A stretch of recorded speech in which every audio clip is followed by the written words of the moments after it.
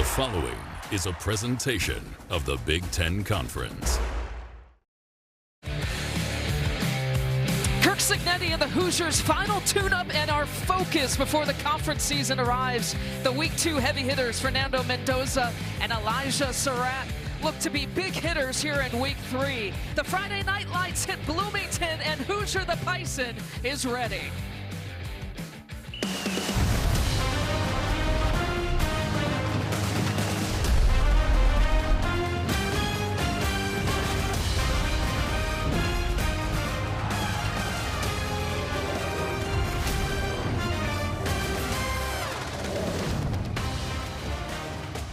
The 22nd ranked Indiana Hoosiers look to go 3-0 on the season. Football on the Big Ten Network is presented by Stanley Steamer. The 8th meeting between Indiana State and Indiana from Merchants Bank Field at Memorial Stadium. Happy Friday, everyone. Welcome into the booth. Lisa Byington alongside the former Northwestern captain and my bow tie man, Jared Thomas. You're looking good, my friend. Thank you so much, Lisa. Glad to be back.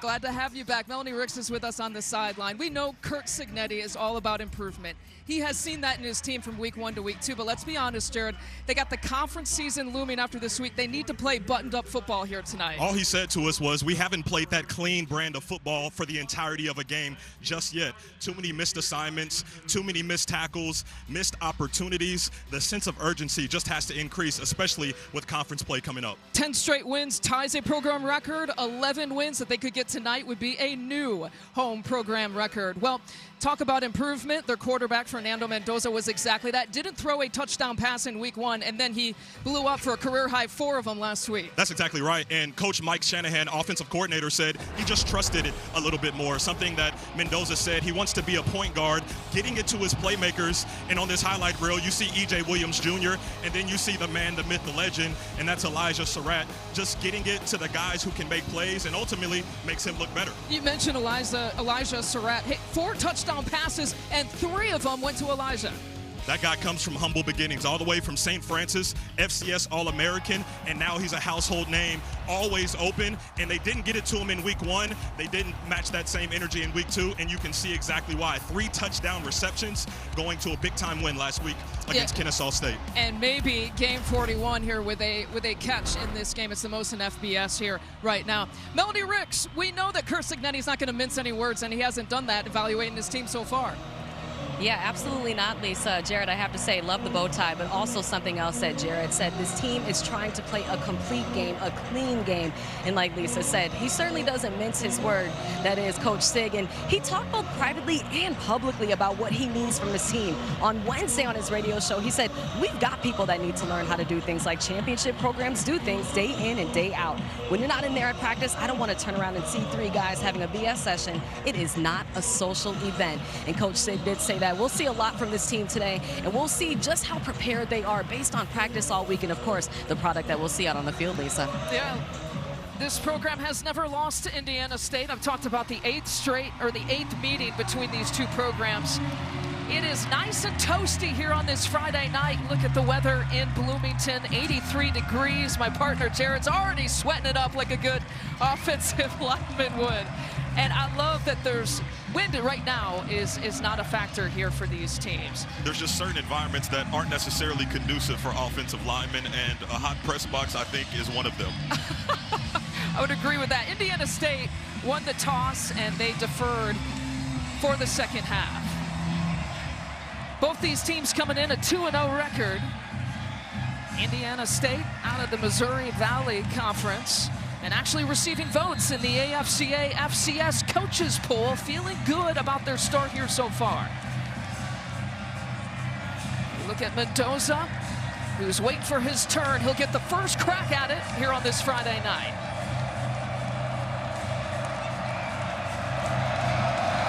Sebastian Lopez gets us started here from Bloomington. And Himby gonna test his luck across the 20. Himby's got some smooth to move and gets tripped up across the 35. That's someone that's transferred in from Maryland, Lisa. He's electric. I'm sure we're going to talk about him a lot on the broadcast, but starting it off with special teams. You look at Fernando Mendoza. The transfer from California had that career-high day against Kennesaw State, his first 4-touchdown game. But his career numbers awfully solid. Committed to California right out of high school, and now found his way back here to Bloomington. Emby is your starting back. He threads it out to Omar Cooper Jr., who picks up the first down and more, taking a few tacklers with him. J.T. Anderson just really couldn't pull him down. It's a gain of 15 on the first play. But Lisa, that's something that's synonymous with Omar Cooper's name. He's a guy that's going to break tackles 35 yards a week ago after contact, and that absolutely includes that 75-yard reverse that he took to the house. Yeah, 75 yards he did against Kennesaw State last week. His 4th year at Indiana, his best year coming last year. Maybe he could build off of that here this year. 1st and 10, Mendoza all kinds of time to survey his options across the middle. It's another big gainer. It's another first down. And the pass complete to E.J. Williams Jr. So 2 chances, 2 pass completions, and a gain of 18. You can't see it on the replay, but Surratt was at the bottom of your screen, and it was E.J. Williams that he actually decided to go to. E.J. Williams standing, looking the gun barrel right down the middle, takes the big hit, but gets a first down for the Hoosiers. Bolden stays in motion. There's Surratt's first grab, and 41 straight games with a catch. A hefty price that you have to pay when you're an RPO team. Sometimes throwing into that second window, getting that first defender out of the way. As a receiver, you're big and you're tough like Surratt. You take that big-time hit you see coming in there. Yeah, you can see how slow he was trotting off the field, too. So 3 plays, 3 completions, 3 passes, 3 first downs. What about that for the start here for the Hoosiers? As we'll take a timeout, but keep an eye on Surratt.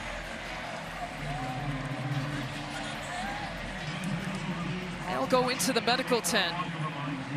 Lisa, it looked like as Surratt came down with the football, it was Jorge Valdez that came in on a defensive player, I would imagine, leading with the crown of his helmet. You know that the understanding of the targeting rule, a defenseless receiver getting targeted with the crown of the head in any way, shape, or form usually is going to warrant that targeting call. So wait for an official word, but as the replay rolls, yeah, as you said, a defensive player can't use any part of the body to hit above the shoulders with forcible contact to the head neck area. And this is what they're reviewing. Jorge Valdez, one of their top defensive players as well. Time to bring in our rules analyst, Mike Pereira. What are your thoughts on this play, Mike? Lisa, I don't like it as targeting. The one thing he does is he turns his head to the side, which is good. Now, he doesn't have to. This is a defenseless player, so it's contact to the head and neck area. But to me, he's kind of bracing himself. This, to me, is not what targeting was really designed for. We'll see what they do, but my preference would be not to have targeting. So it's that small motion, Mike, where you see him kind of turn and pull back. It was a legal hit. There you go. Mike, you're 1 for 1 out of the gates. You're like Indiana's offense. You're perfect.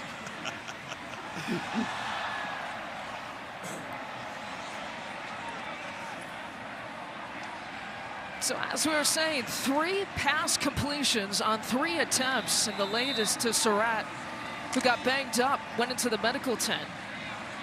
But with that catch, 41 straight games with a reception.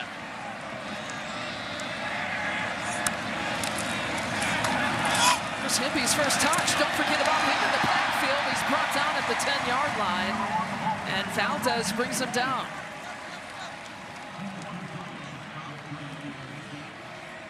A gain of 9 for Himby, and now Indiana sitting in the red zone. That's been the big topic for this offense the last couple of weeks.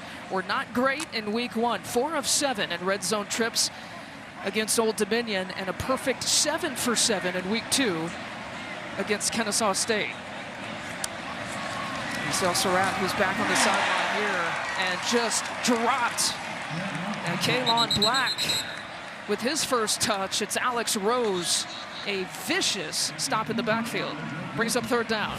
Lisa, the only thing I don't know on that play, I see Riley Nowakowski going down inside. I don't know if Rose was the guy he was supposed to be blocking, but that doesn't matter because he was the one that came in as a heat-seeking missile and laid the punishment on Hemby. 3rd down for the Hoosiers. 9 touchdowns, a couple of field goals. I mentioned the red zone trips here this year.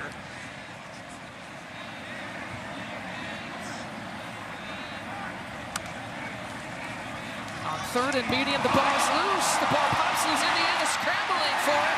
Recovers. And thank goodness it's Pat Coogan, the center, who pounced on it. And that goes for 6. They needed 4, but that's the unconventional way of getting the first down. In the offensive line world, we always talk about running and finishing to the football. This is exactly why. You just never know what you're going to come up with. The Notre Dame transfer, 28 starts, and probably one of the more important plays in his lofty career. Just jumps on the ball, shows the athleticism to recover there, and 1st down for the Hoosiers. And so now 1st and goal. Movement by Brady on the right side. Mendoza, again, he's got some time to throw. He tucks and goes. Fernando Mendoza, touchdown, Indiana!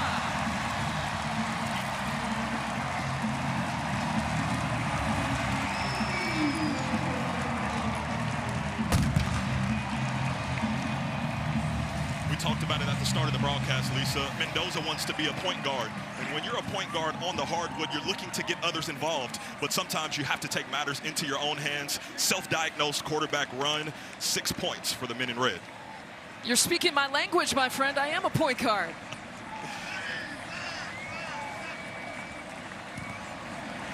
Radicic, the kick is up and good. Well, the drive started with 3 passes. It finished with 4 runs. Once again, like I said, Mendoza looks left, doesn't like it, looks right, doesn't like it. He said, why not get into the end zone for the first score of the day?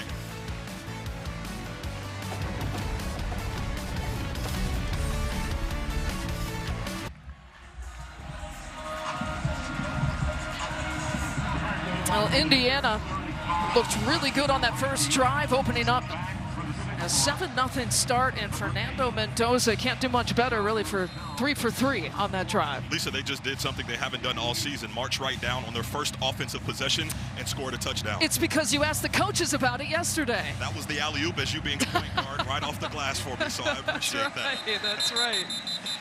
All right, so it's Indiana State's first offensive series, and Keegan Patterson trotting out there. He was the backup quarterback. Now he's turned the starter because of the injury to their starter, Elijah Owens, last week and week number 2.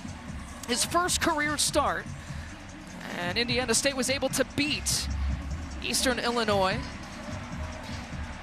I thought he got some nice praise from defensive coordinator from the Hoosiers, Brian Haynes. There's Elijah Owens there on the sideline. A collarbone injury, according to Kurt Mallory and the coaching staff. They're hoping that he would be able to possibly return here this week, but he's going to be really active there on the sideline, and felt like he was a major contributor as a vocal leader last week that helped to the win.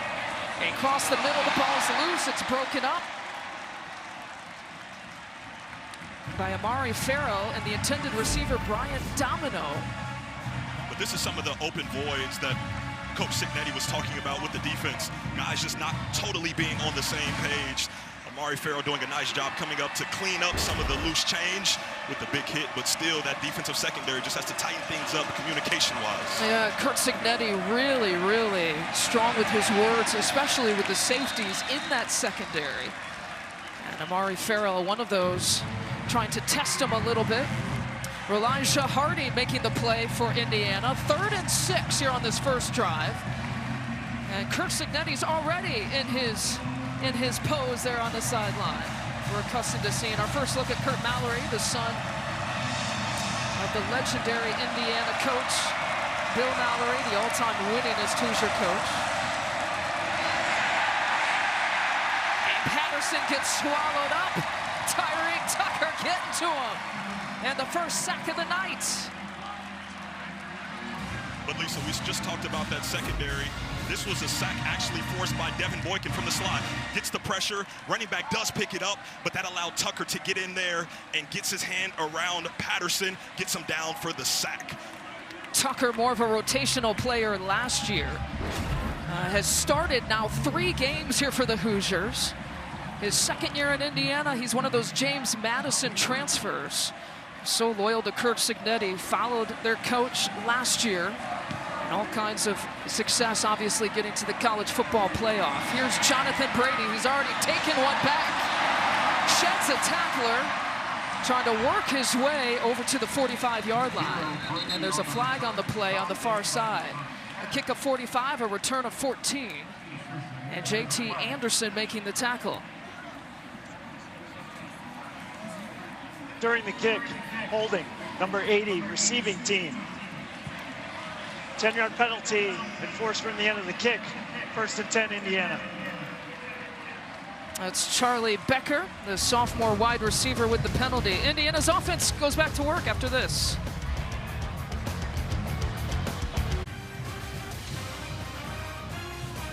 Football on the Big Ten Network is brought to you by Stanley Steamer. Game day gets messy, Stanley Steamer brings the clean.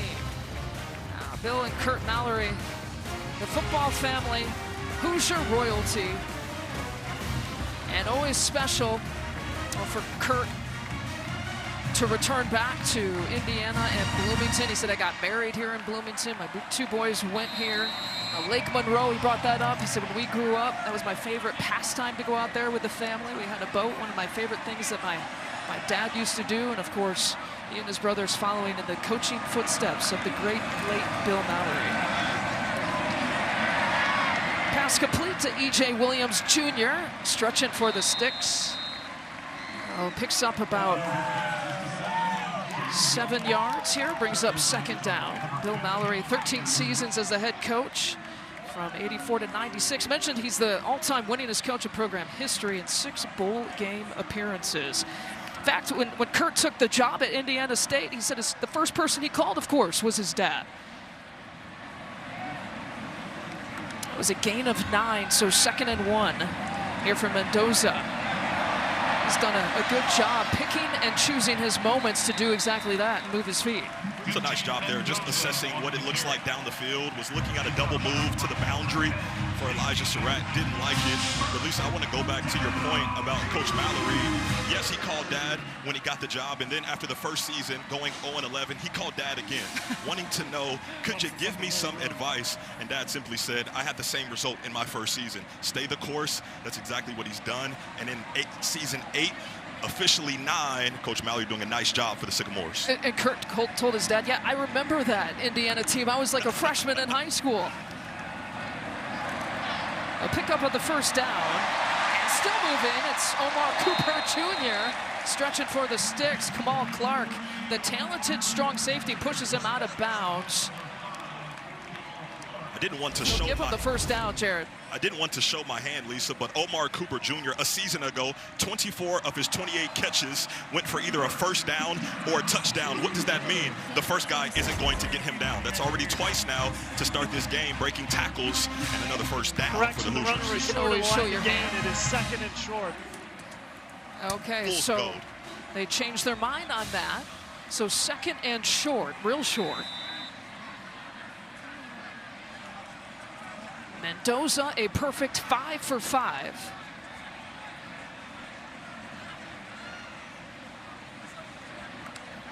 A 4-receiver set with Himby. He's going to pick up the 1st down for Indiana and push his way to the 50, a gain of 3 yards. Some deception there from Mendoza. Actually did the quarterback keeper, fooled everyone on the field in white for the Sycamores. Picked up the 1st down, doing something a bit unconventional, using his legs to churn more 1st downs and some more positive yards.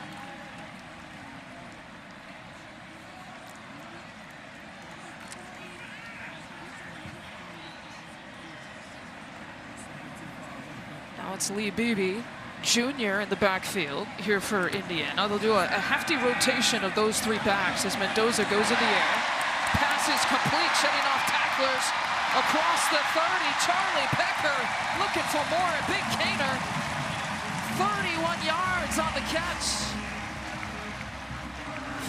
That was someone that was talked about yesterday that said, hey, wherever this game goes, who should we be looking out for? Becker was at the top of that list. And then it was a week ago, it was Alberto Mendoza that found Becker for a touchdown, and then Big Brother doing the same thing. Just finding holes in the defense, sits down, and then shows the toughness, churning out more yards for another Hoosier first down. It's Becker's 4th catch of the season and the 4th catch of his career. Haven't catch until this year, airing it out, looking for Surratt. Well, back in this game here for Indiana after taking a brief trip into the medical tent. And a flag in the backfield. I'm not going to jump the gun, but I do think it may be a Personal roughing the foul, passer. face mask, number 29 of the offense. 15-yard penalty in the previous spot. First down. Ooh, that hurts. Lee Beebe Jr. One of the 3 running backs, Lee Beebe Jr., you see coming across on rolls, on the protection, dips his pads, but he doesn't dip his targeting with his hands. And just gets a handful of face mask there, and when it's out in the open like that, refs are going to get you every time. The ball was on the 24. They're backed up now to the 39-yard line and brings up 1st and 25. Mendoza, delayed handoff to Beebe, trying to regain some of that yardage they lost on the penalty. It's a pickup of 8. Would you like to be in my seat, Lisa? Because that's exactly what a play caller does. You get a penalty, you go backwards. Let's just find an easy call to go get some of that yardage back to make second down more manageable. Mike Shanahan, the offensive coordinator in his 2nd year, 35 years old, 4 years at James Madison. He coached with that man, Curt Cignetti. Curt Cignetti brought over about 6 of his coaches last year, and he's kept his coordinators with him through 4 different stops. Cooper Jr. again. And gets them back about right where they began. Right back to about the 24-yard line. A pickup of 6. Valdez with another tackle. To your point, Coach Shanahan always yesterday talked about being balanced offensively. That means the offensive line understands that they are going to pass the ball, and the receivers understand that they are going to run the ball. But I think the Sycamore defense has to understand if you continue to play off coverage, the Hoosiers are going to take advantage with the dink and the dunks and picking up positive yardage, even though the pass doesn't travel that far. Just doing a nice job taking what the defense is giving you. 3rd and 11. It's an offense that's had all kinds of success. 500+ yards of total offense in the first 2 weeks. And Mendoza finds Jonathan Brady for the first time. And twirling him out of bounds is J.T. Anderson. A pickup of 11. And how about that? They were backed up and now gained the first down. So the negative on this drive is you get penalties twice in consecutive drives that take you back. You get a penalty on the second one, a fumble on the first one, but what do? Continue to battle, get a first down there on a pivotal 3rd down, and on the first drive, you get a touchdown right after that fumble. Hoosiers rolling early. It was 1st and 25. The ball's now on the 13. Cooper Jr. And it's straight for the end zone. Touchdown, Indiana. Cooper Jr.'s first of the season.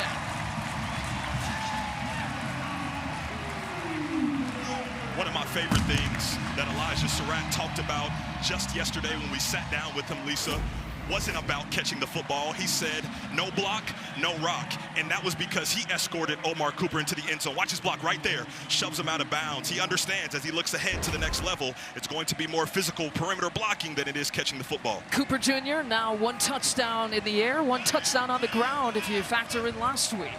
Mendoza 9 for 9 passing with the touchdown pass and a rushing touchdown. And Indiana has opened up 14-0 here in Bloomington.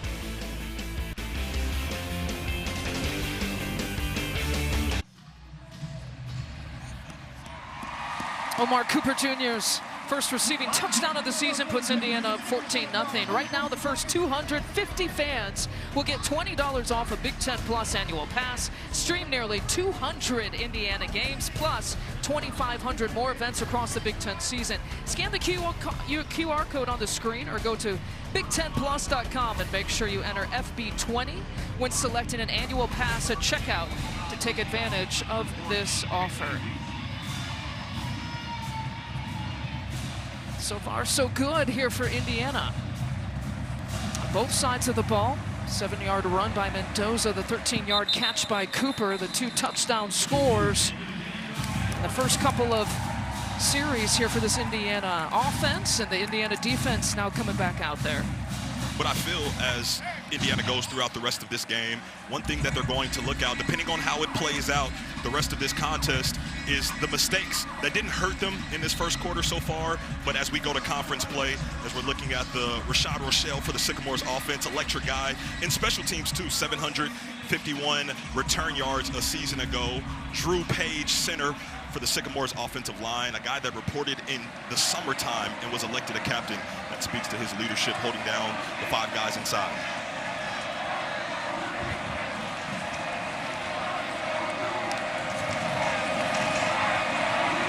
Patterson will go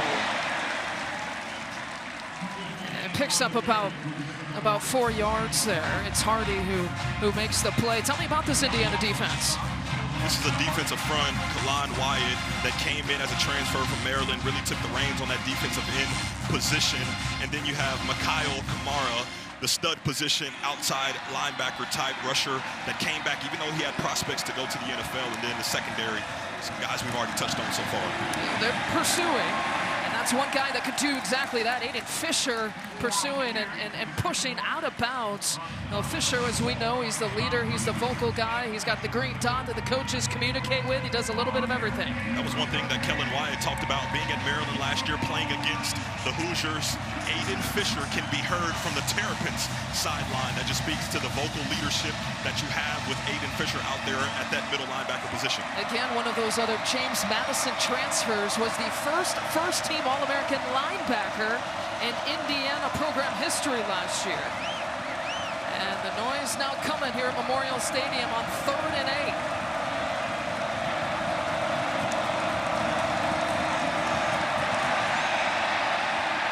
Pressure coming, pass broken up.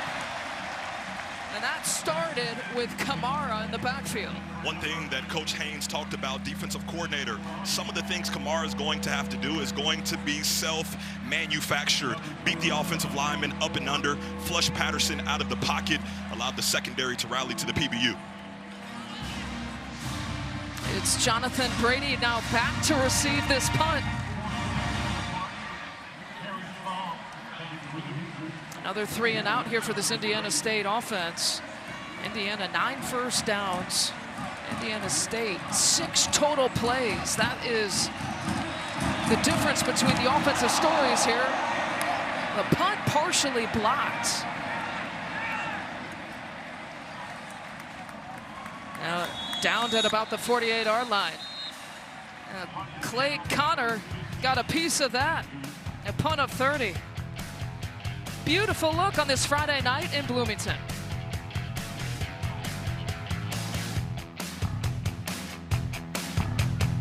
There, but Stephen Daly doing a nice job. Defensive lineman tracking down the punter, bringing him down, getting the Hoosiers started in advantageous position. There was an offside call, which was the reason why they did the punt for a second time.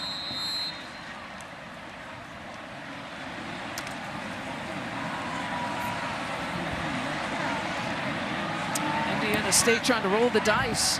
It's not paying off. Excellent field position here for the Hoosiers to start this drive. The ball's on the 31. A little pass and catch play to Surratt. Gain of 6. And one of the best games of his career. Last week, 9 catches, 3 touchdowns, 97 yards. For those watching at home, you're watching this offense for the Hoosiers just take perimeter shots. When you're on that play call list, it's not complicated. If the defense is going to continue to give it to you, why not take advantage of it? And Mendoza doesn't make it look complicated to you right now. He's a perfect 10 for 10. Make it 11 for 11 for Mendoza, finding Cooper again. He picks up the first down, is pushed out at about the 12-yard line. Lisa, let's go to football school for just a second. This is what they call free access throws. When the defense is off, playing off coverage, the hitches, the slants, the throws that don't take much thinking, they're quick hitting for the receivers. That's exactly what they're doing. Free access right there. The DB is off. Omar just does a quick hitch, 3 steps, turn and settle, and then once again, just turn upfield and get as many yards as you can. 11 for 11 for Mendoza to 5 different Hoosier receivers.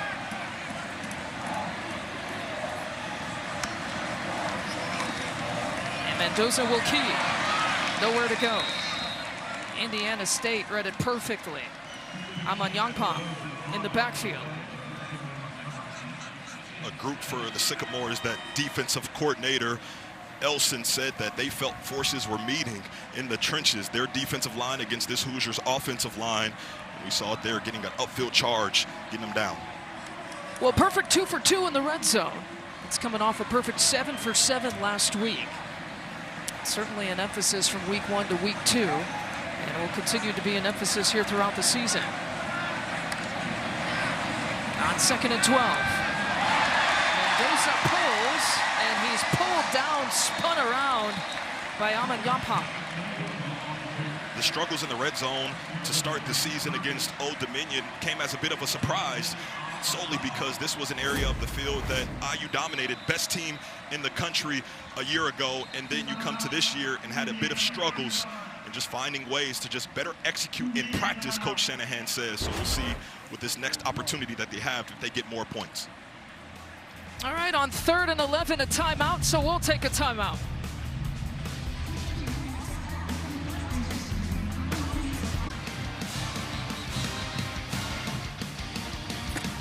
Lisa, one thing that Coach Signetti talked about with the report card for his team this week, he said he would give it a B. Although B is a passing grade, I'm not sure if B gets it done, especially with plays like we saw just before break. Signetti just telling Mendoza, hey, your read bailed, hand the football off. If you go to replay here in a couple of seconds, you will see if he handed that football off, they'd still be running. So Signetti just encouraging his quarterback, don't make it complicated, hand that football off.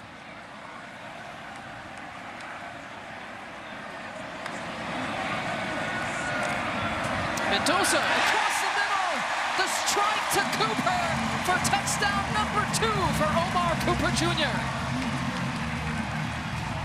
The Hoosiers just absolutely getting whatever they want offensively. Credit to the defense getting stops, and then the offense doing something with it. Wonderful blitz pickup by the running back, offensive line connected in protection, and Mendoza finding another receiver. Omar Cooper once again for another Hoosier score.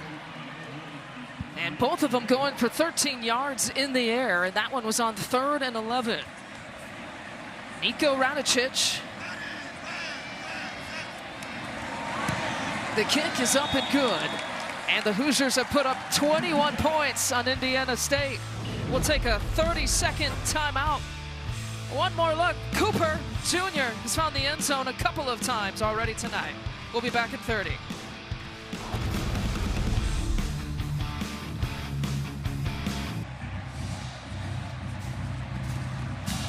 About 67 seconds left to play here in this first quarter. Indiana State just going to take the touchback.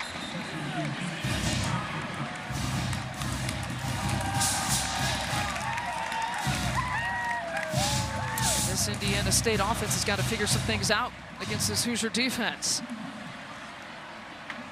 And it's tough to get started offensively if you can't even get a first down, which is what they've been unable to do thus far. So can't really talk about efficiency or executing with the numbers because they haven't really gotten that first jolt of energy just getting a first down. For Patterson to take this thing by the horns and maybe orchestrate some positive yards.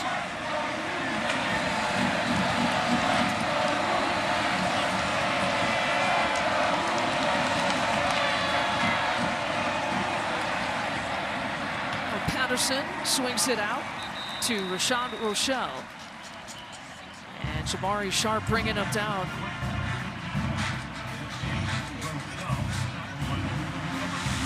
Sharp. A gain of 6.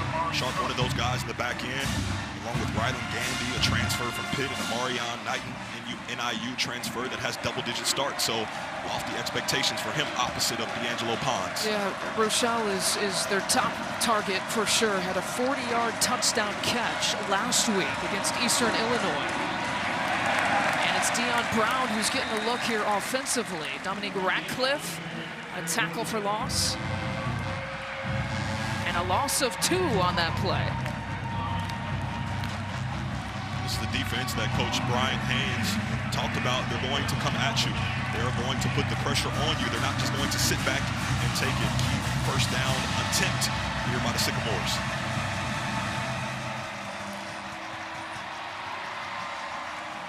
That'll be the final play of the first quarter. So far, this Hoosier defense pitching a shutout. A 21-0 advantage. Hoosier, the Bison, just the way the new Indiana mascot has drawn it up here so far. Friday night in Bloomington.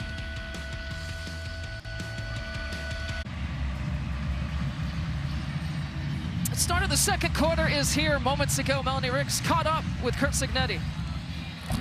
Standing here with Coach Sig, your team is up early, but what do you want to see as far as the sharpest areas of improvement going into the second quarter? Well, you know, defense has 2 3-and-outs, a chance to get another 3-and-out, but we have 3 penalties, 2 on special teams. Offense, you know, we've made some plays in the air, but, you know, they're mixing it up pretty nice on us. It's hard to argue with 3 touchdowns, but we got to keep the quarterback on rhythm. And in the red area, you know, we got to get the ball out of our hand quicker. Thanks, Coach.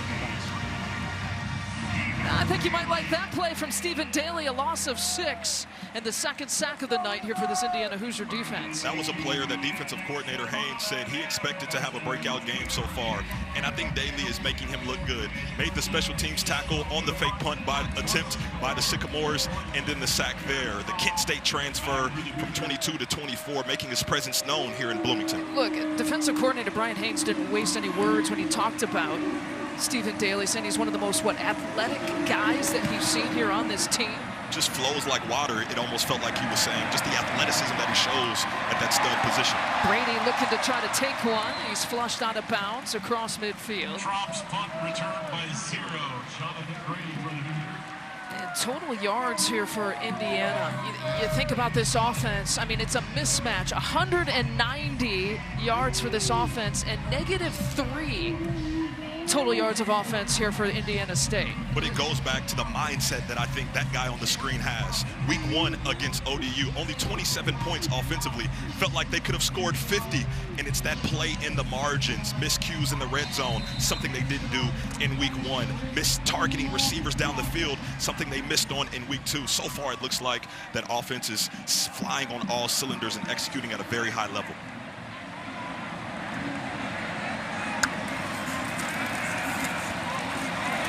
Mendoza finds PB Jr. in the air.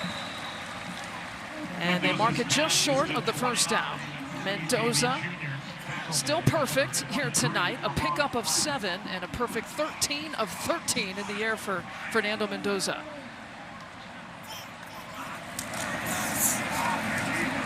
Make it 14 of 14.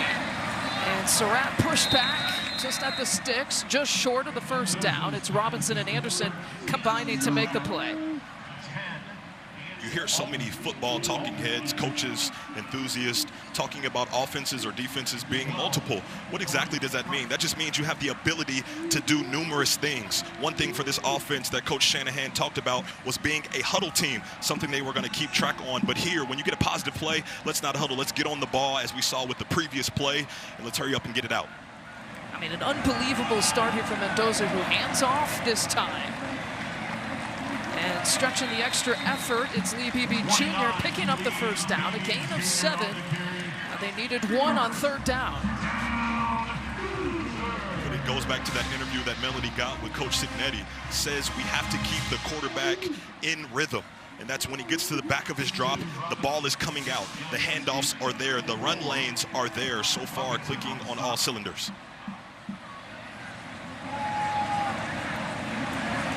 Beebe stays in a 3-receiver set. And Beebe's on the left side. Beebe's got some room to move. brought down inside the 10-yard line, brought down hard. Kamal Clark got him good. A pickup of 21. I want everyone to pay attention to the guy we already called his name today, and that's Pat Coogan, the center. Watch him pull around. The big boy just moving, get around that down block, and then be athletic, get up on the linebacker, create an open lane for your running back. BB doing a lot of heavy lifting here on this drive. 4 carries, pickup of 1, 2nd and goal. You know, Pat Coogan, what a pickup, his first year at Indiana. Played at Notre Dame in the national championship game. Talking to offensive coordinator Mike Shanahan, he said he's so vocal, I can hear him making calls about, what, 15 to 20 yards away on the practice field. Mendoza getting challenged, incomplete pass. So he was a perfect 14 of 14 before getting sandwiched by Anderson. JT Anderson getting to him. He was saying, the only thing we don't know, Lisa, ruling on the field is an incomplete forward pass. JT Anderson just doing a nice job being physical and almost got there in enough time to jar that football loose, but you can see Mendoza, I think that arm was still going forward despite the contact to his throwing shoulder. But once again, just the little details, the timing, make sure you're carrying out your fake to influence the defense so that plays like that are eliminated. Mendoza now at 14 of 15. And Mendoza, number 15, Jared, fails to go 15 of 15. Dude has just come over from Cal, left Cal as the all-time leader in completion percentage at about 66%, and he's brought that same precision to Bloomington at the helm, at the controls, at the quarterback position. Timeout. All right, Indiana calls it timeout. We'll take a timeout with them on 3rd and goal.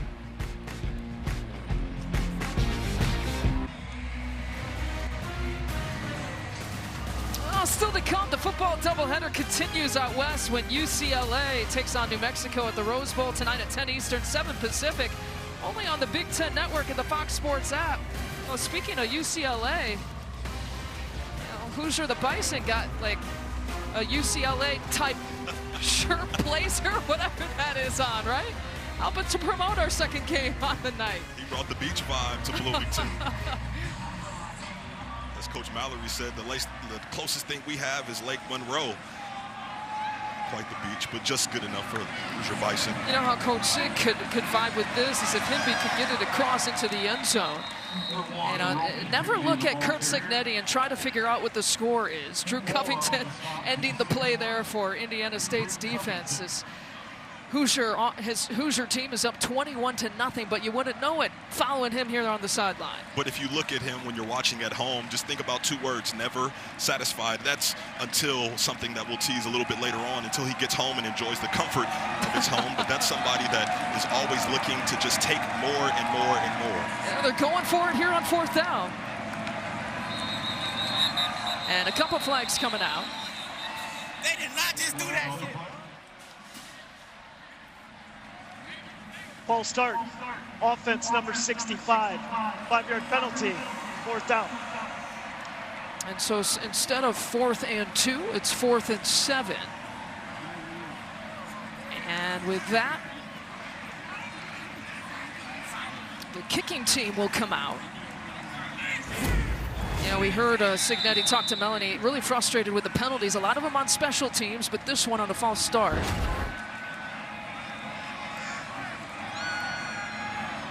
So if you're looking for anything to be better, it's not executing with a 4th touchdown in the first half. Instead, settling for a field goal. A 25-yarder is good for Radicic. 4 drives and all with scores here for Indiana. Signetti's crew up 24-0 here in Bloomington.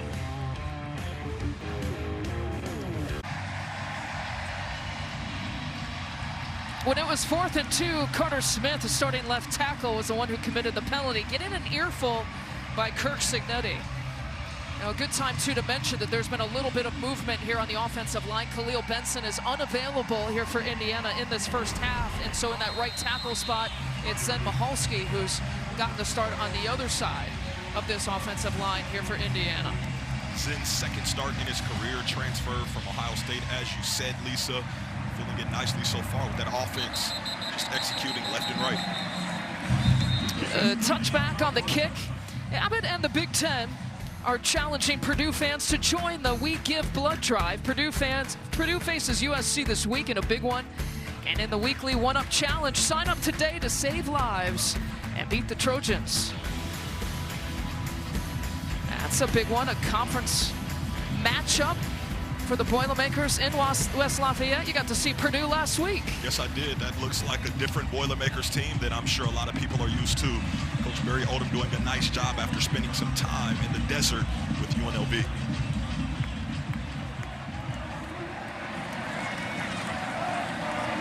All right, Indiana State minus 11 rushing yards here for the game. This is a team that has averaged almost 40 points per game at the FCS level, and they've had to take it up a new level here tonight against Indiana. And the pass incomplete. Intended for Domino. Lumar on the coverage there. More that is the safety. Gone through a lot of adversity, Lisa, someone that we talked about relentlessly, but just doing a nice job running the route for the receiver and really giving Patterson nowhere to fit that window throw in. He's had no windows. They've all have been closed here by this Indiana defense, and there's another case. I mean, wrapped up by 4 defenders, maybe a pickup of 1. Now Boykin the first again. A lot of cleanup going on by Devin Boykin, perimeter guy. Play 5 defensive backs, you expect them to flow into the box, being physical.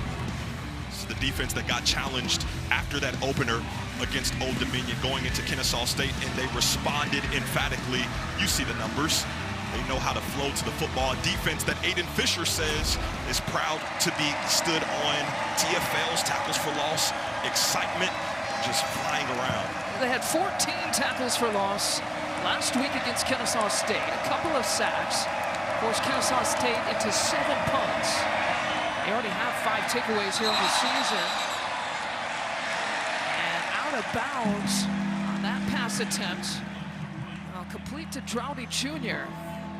But couldn't bring it down, couldn't get a foot down. It brings up 4th down. The boundary corner, D'Angelo Pons, the second-team All-American, 6 career interceptions. Doing a nice job as we see. Out of bounds before he can even catch the football. That's Pons understanding where he is on the field. Didn't even wait for the official to signal out of bounds. He already knew.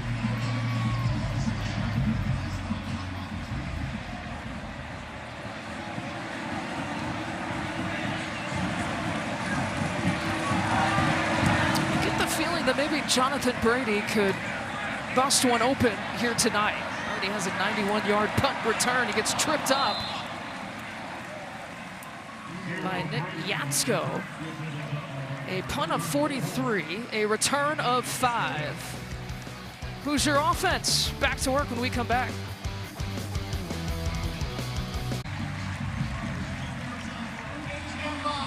All right, some of the 1990s bowl teams, a reunion and honor here in the break. 1990, 91, 93 bowl team members being honored for the Peach Bowl, the Copper Bowl, and the Independence Bowl. Former players recognized here in the second quarter in the south end zone, and all those teams coached by Bill Mallory. Football was just in the blood in the Mallory family.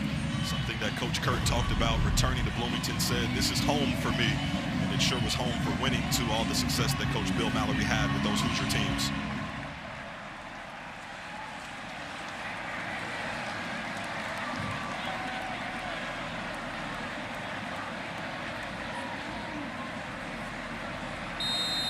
They don't move as fast for some reason as they did in the 90s. That's why they tried to rush them on before we went to break. If you're wondering what the delay is, that's the delay. No delay on this move. Kaylon Black breaks it open and is brought down near the 35-yard line, a gain of 30. There's always a starting point for every explosive play. And that's right guard Bray Lynch right there. Comes off the double team, flatlines the defender, and opens it up for Kaylon Black to get the crowd involved. A nice job by the double team staying connected, and then the sense of urgency to come off and springboard Black into a big run. That's Caleb Harrison basically saving a touchdown run for Indiana State. Mendoza slings it again. Cooper Jr. already has a couple of touchdowns in the first half. Did he get a third? It's a gain of 18 and another first down pickup. A week ago, it was 13 targets to Elijah Surratt. But there's not something that says they have to go to Surratt all the time. So far, taking advantage of the matchup that Omar Cooper Jr. has, the Indianapolis native, doing some heavy damage in this first half. The 5th straight red zone drive. They've scored on the first 4. Mendoza, 15 of 16 here to open up.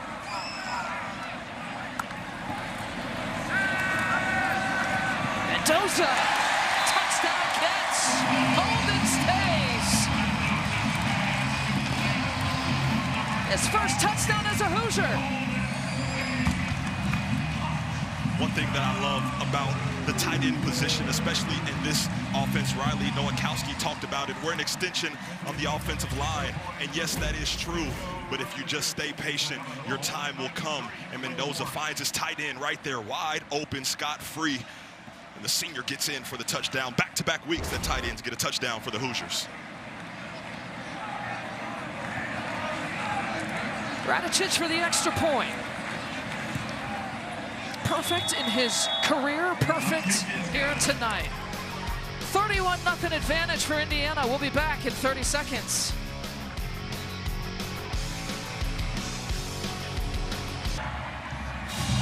Folks are feeling good here on this Friday night in Bloomington. The home team up big, 31-0 against the Indiana State team out of the Missouri Valley coming into tonight. 2-0 on the season. First time they've been had a 2-0 start since 1986. And we got a touchback here. But this offense has been so good. And Omar Cooper Jr. has been on the receiving end of a lot of those passes tonight. They've gone to him early and often, and one thing that you're going to find as a common denominator, by the time he catches the ball, it's a little bit of time before the defenders can even rally to him. Once again, just finding Omar Cooper for the touchdown time and time again. The connection is live and well in Bloomington. 7 catches, 87 yards, a couple of touchdowns, but Mendoza's numbers are eye-popping. And in fact, quarterback success is something that you find in every stop in a Curt Cignetti team. It's been the cornerstone of everything he's done at every place that he's gone. I've had a chance to play with one of those quarterbacks, Ben DiNucci, who was at James Madison with Cignetti. So just speaking to the development that goes on with Cignetti and his staff. Now this defense is just hawking, getting in the backfield. That time it's Ratcliffe. Mendoza's numbers, I mean, when I say they're eye-popping, absolutely fantastic. 16 of 17 in the air, already 200-plus passing yards. The 3 passing touchdowns. By the way, Indiana still has not thrown an interception yet this year.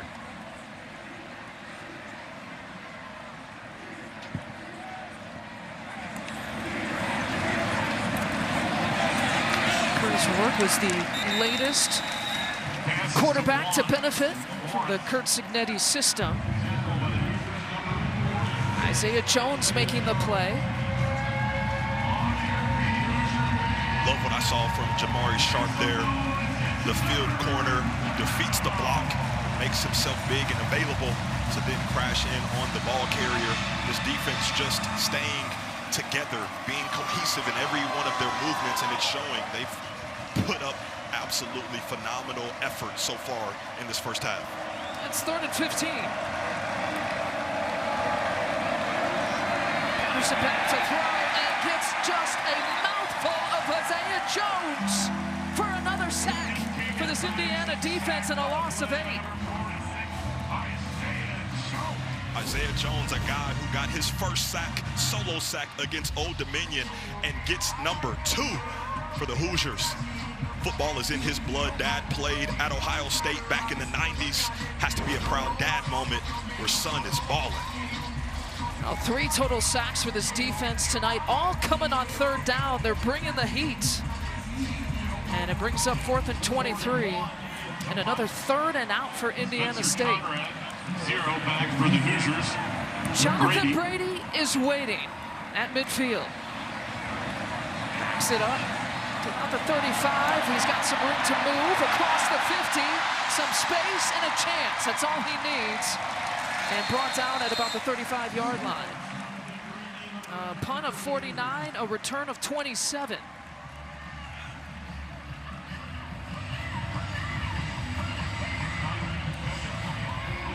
We already talked about Elisa with Brady.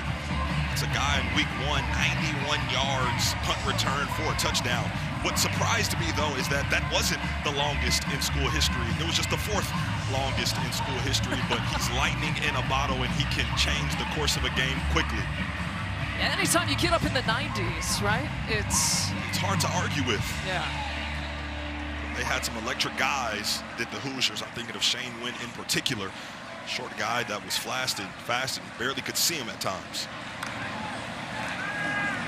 Mendoza fakes the pass, then decides to go Cooper's way. Straight down the sideline. Someone forgot about Omar Cooper Jr.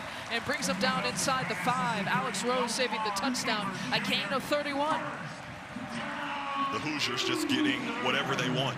I love what Mendoza did. Surratt came open for just a quick second, just the shoulder turn and the illusion that he was going there, and then dropped it off to Cooper for another big gain.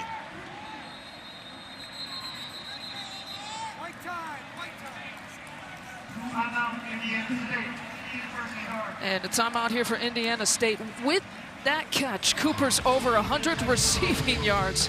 A 30-second timeout, and we'll be back.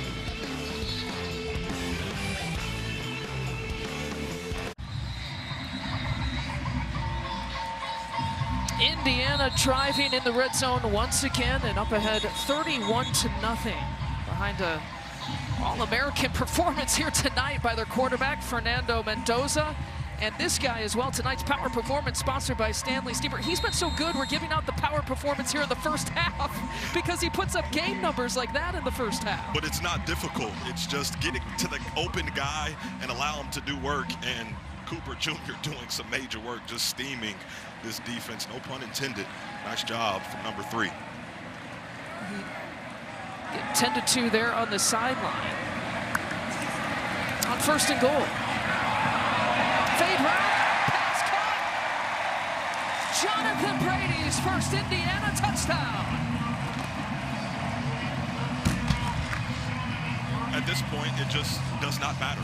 Whoever Mendoza looks at and targets, it's going to be complete. You might as well take it to Vegas and book it because he's been that on target so far in this one. This is just a rhythm throw. Throws the ball before Brady's head is even back to track the football. That's just a lot of trust and a lot of chemistry and a lot of game reps, something that Coach Shanahan says will come with time. Yeah, Jonathan Brady out of California, the late pickup in the summer because Michigan's Tyler Morris got hurt. They were expecting him, to fill a big role at the wide receiver spot. They picked up Brady. He's picked up a punt return touchdown and now his first receiving touchdown of his Indiana career.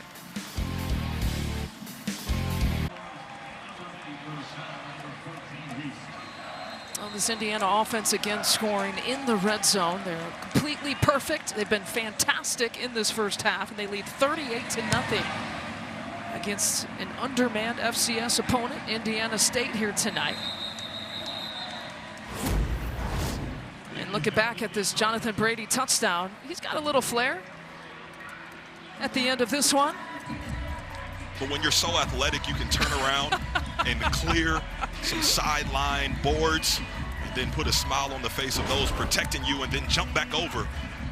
Sometimes I wonder what it's like to be under 200 pounds. That's just showing off. Jonathan Brady. From Merchants Bank Field at Memorial Stadium, Jared Thomas, the Northwestern captain, Lisa Byington. We got Melanie Ricks on the sideline. Mendoza's been fantastic, 18 of 19. That is almost a 95% completion rate, on pace for a program record for a single game completion rate. I harken back to the Western Illinois game. Get to that in a second.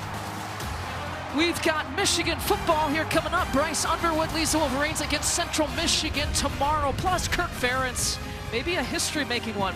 Maybe becoming the Big Ten's all-time winningest coach. All part of a football tripleheader tomorrow on the Big Ten Network. and the Fox Sports app. Lisa, if Ferentz gets that done, that would be the 64th team that he's beat in his time in Iowa City as head coach. Someone that I competed against in my time in Northwestern, just a class act through and through. Yeah, the hunt for 206 is on. Coming up tomorrow, we'll have that for you on the Big Ten Network. And a good extra effort by Ples Lawrence to pick up the first down for Indiana State. Well, Kirk Ferentz, with one more win, will pass Woody Hayes for the most by a Big Ten head coach. They take on UMass. Kind of a cool thing. Anthony Herron's going to be on the call. He played a couple of years for Hayden Fry, a couple of years for Kirk Ferentz as the head coach. One of those rare Iowa players that got the opportunity to play for both of those guys. And Anthony Herron will be on the call with Mark Followell and Danny Rogers, and he was part of Kirk Ferentz's win #1, and then maybe in the booth he'll be a part of the record-breaking win. And it's so interesting that you bring up Herron's career. It was actually his best season under Ferentz in 2000, getting all Big Ten honorable mention. So I would imagine Herron has a lot of praise for Coach Ferentz and being the leader of men that he was in his time in Iowa City.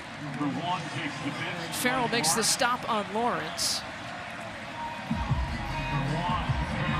To start this drive, Lisa, it was the Sycamores getting the ball to one of their best playmakers in Ples Lawrence, who actually got their first down of the game. So maybe that can springboard them into some positivity. Here's Patterson, has a lane, decides to take it, and just crushes right up against Farrell. And just short of the first down. By the way, I'm impressed at your Anthony Herron research, by the way. I wasn't just going to let that go through. I saw that the defensive lineman was going to be in the booth, and I didn't want to hold any hostility toward him because he was a great player. But this offensive lineman and defensive lineman, many of duels in the trenches, but love what Herron does for football and in the broadcast. You can call him man. You don't have to be so formal, Mr. Herron. That one coming up for you on Big Ten Network tomorrow. He's hit. Incomplete pass. Kellen Wyatt all over it. His first year at Indiana. And Wyatt, a transfer out of Maryland. It was someone that Brian Haynes said came in to an open defensive end spot and just made the transition very seamless. A week ago, career high, 9 tackles, tied a career high for 2.5 TFLs. And then there, as he pulls the jersey down, seeing himself on the Jumbotron, getting to the quarterback. Turnover on downs. That's the ultimate flex, when you can look at the Jumbotron and watch your work right after it happens. It's all about the theatrics. You have to make it seem like you're looking at the scoreboard incredulously, trying to see where you are for the pictures, those Kodak moments. As we're wrapping up the first half, what's your biggest takeaway from Indiana's first half? They've gotten anything they wanted. The only seepage in the armor was that last drive offensively for the Sycamores, giving up the first down of the game. So far, spotless for the Hoosiers. And Mendoza, only with the one incompletion, decides to go on the ground this time. He scored the first touchdown for Indiana on the ground, a pickup of 8. Mark Cooper Jr. is back on the field here, by the way, for Indiana. We saw him getting 10-2 after the last offensive series. But it's an interesting development. The Hoosiers staying focused while they have success. There on that last drive offensively, the Sycamores got a first down. Timeout, Indiana State, second charge, 30 seconds. All right, the Indiana State will use its second timeout. Right at the 2-minute timeout.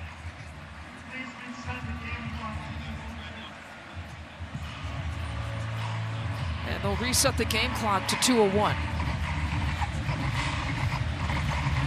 Coach Mallory trying to savor every second that he possibly can.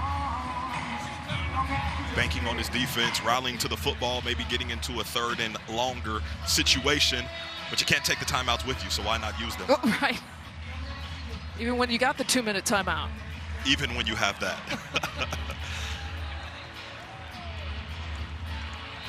Kurt Cignetti looking for his team to go 3-0.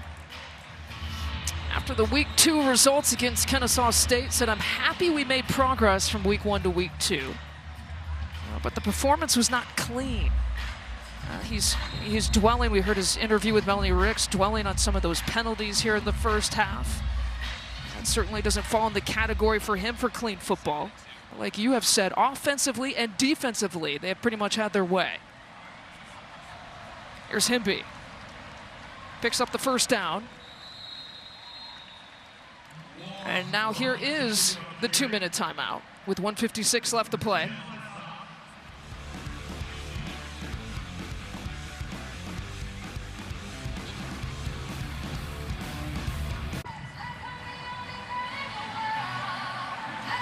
Indiana University's official mascot, Hoosier the Bison, is back. They're putting him to work after nearly a 60-year hiatus, shooting off T-shirts, wearing beach bum shirts, entertaining the crowd.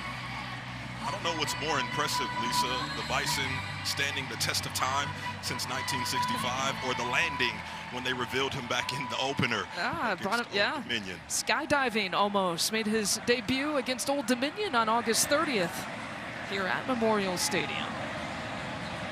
1st and 10 after the 2-minute timeout. Mendoza sits in the pocket, floats, hit Omar Cooper Jr. A hat trick in the first half. It's just the Hoosier bundle. In week 2, it was Elijah Surratt that went for 3 touchdowns, and then Omar Cooper Jr. in week 3 going for the trifecta. I would imagine if you play defense for the Sycamores, I know you want to see where Surratt is, but I think at this point you have to pinpoint where number 3 is for the Crimson and Cream football team, doing damage again. Mendoza, 19 of 20, 270 yards, 5 passing touchdowns. Don't forget about the rushing touchdown to open up the game. 1 incompletion, and his main target, Cooper, 149 yards and the 3 scores in the air. But back at Cal, it was 10 games to tie. That's Mendoza with Aaron Rodgers and Gail Gibbert for 250-yard passing games. 10 in his career at Cal, and he got number 1 in IU with another rope to Omar Cooper Jr.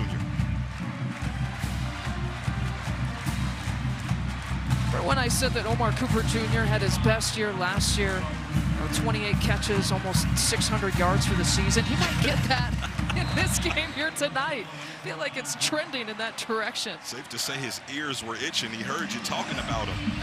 Indiana, 3 touchdowns on their last 6 snaps, by the way. And a touchback. Tonight's drive summary, sponsored by Kia. Indiana has done so much scoring. We're only going to highlight just the second quarter scoring for you, Jared Thomas. I'm going to put my Kurt Signetti hat on and say this just isn't good enough. The field goal on there, he wants that to be 4 for 4. Stop it. You know, so much talk about this Indiana offense. Let's flip the script. Indiana defense, 10 tackles for loss in the first half. No 3rd down conversions that they've allowed, and they've stopped Indiana State on 2 4th downs here so far. Look at, he's miserable, and both sides are getting it done.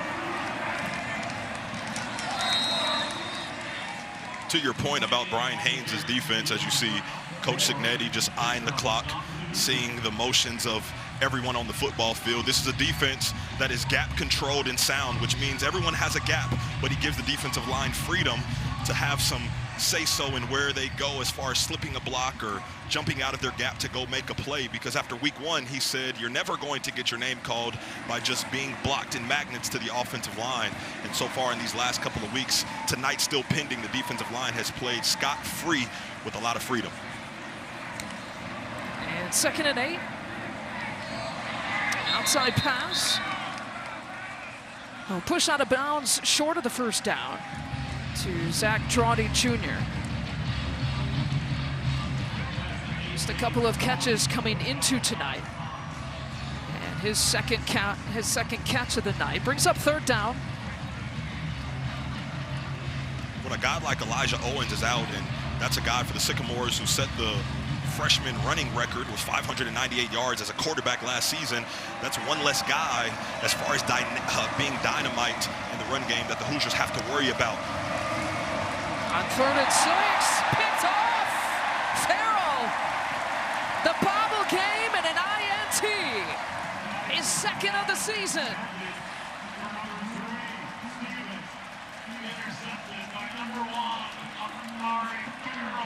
This is a guy, Amari Farrell, who is a ball magnet.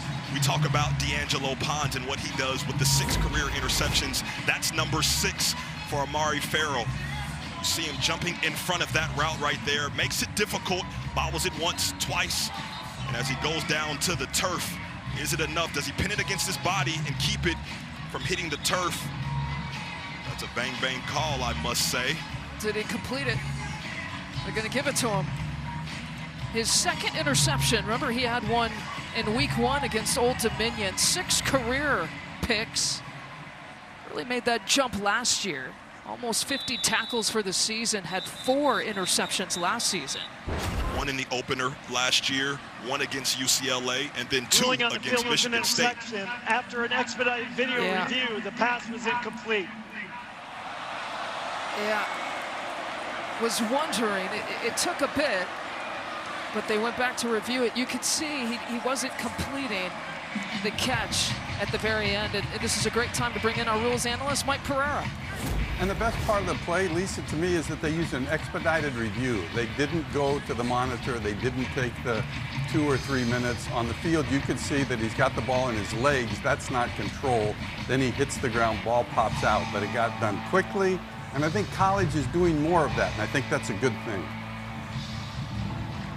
We agree. You know, the faster the game, Mike, the better.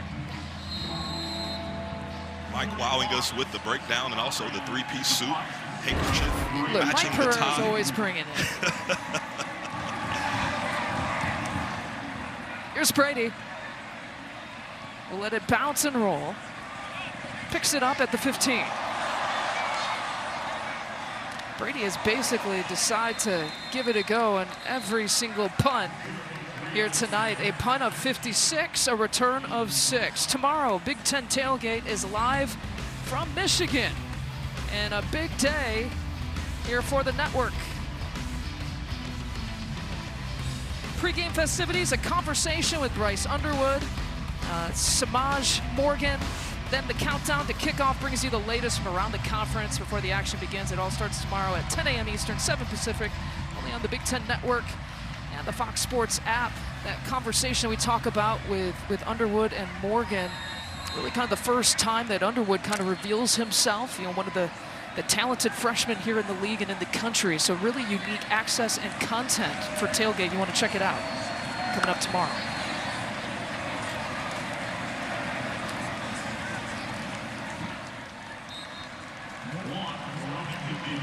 Hamby on the carry, brings up 2nd down. One thing for everyone to pay attention to, those watching at home, this is an offense that in back-to-back weeks rushed for over 300 yards on the ground. And today, they have been proficient in the pass game. So when you look ahead to the conference schedule that's coming up, one that's going to be a hurdle, but it is nice to see that your team, if you're a Hoosier fan, is well-balanced in how they can attack you, whether it be on the ground or through the air.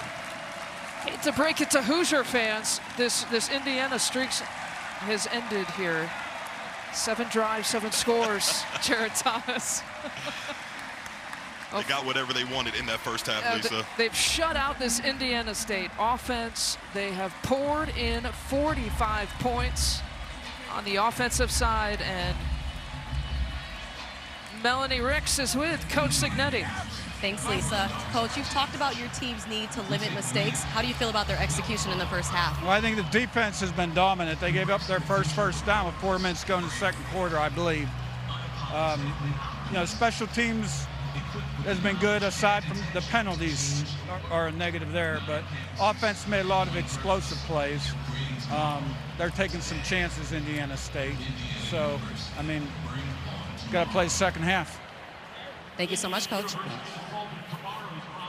Oh, she got a smile at the end. They come few and far between. It is. Way to go, Melanie Ricks. After the break, we'll head into the studio. Mike Hall, Howard Griffith, Marcel Reese.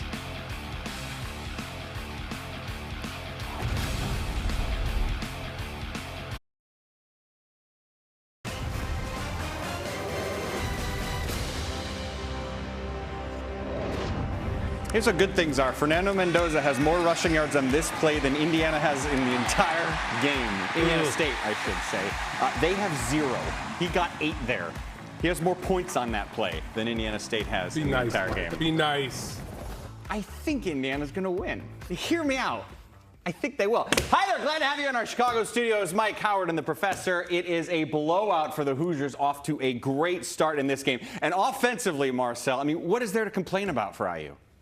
Absolutely nothing, to answer your question. That is the short answer. What I'll say is this. In this first 3.5 weeks of the season, we've seen a little bit of everything from the Indiana Hoosiers offense. And today, Fernando Mendoza has been the show. He's been leading it. You've seen it all. From the red zone that thought there was going to be a question in the first week, we've seen him run it, call his own number. We've seen him stand in the pocket with composure, find his targets, deliver really accurate balls. And here, getting into playmakers' hands early and letting them do the rest of the work.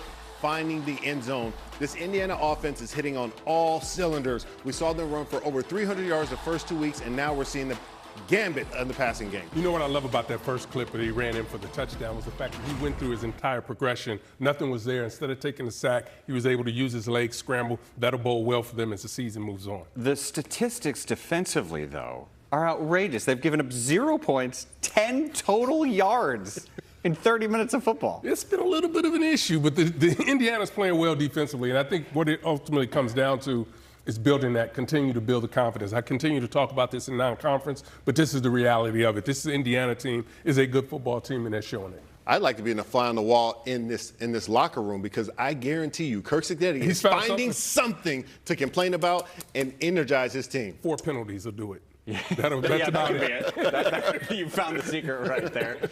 Fernando, by the way, his first 14 passes were completed. Fernando, you look marvelous. All right, we got more coming up on our halftime show here. Big Ten previews. We got conference games that we're going to get to this weekend, but also there's history coming up potentially with Kirk Ferentz in Iowa.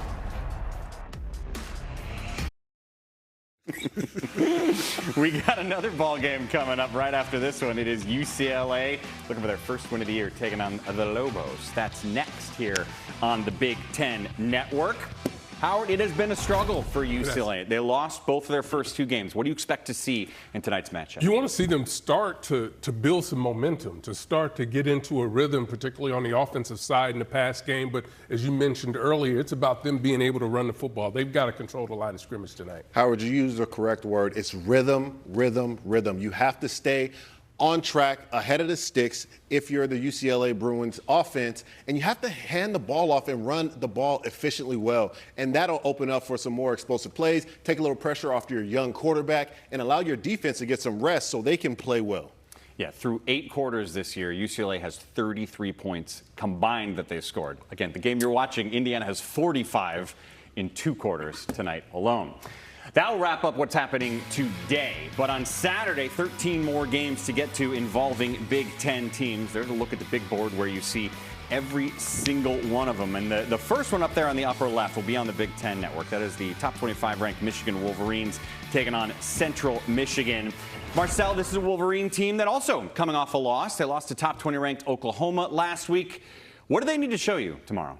Again, another team that has to run the football. They have a young quarterback in Underwood who they want to get started. He's dynamic, but once he gets comfortable, that's when he's going to be at his best, playing his best, being able to use his legs to extend plays, find his playmakers, get them the ball. But that offensive line is going to have to take over and set the tone for this team and also hand the football, especially without your head coach this week. Yeah. You're going to have to be able to neutralize some of that leadership gap by handing the football off, getting in a rhythm, and then playing efficiently. You know something about leadership. I knew it was coming. I knew it was coming. Just saying.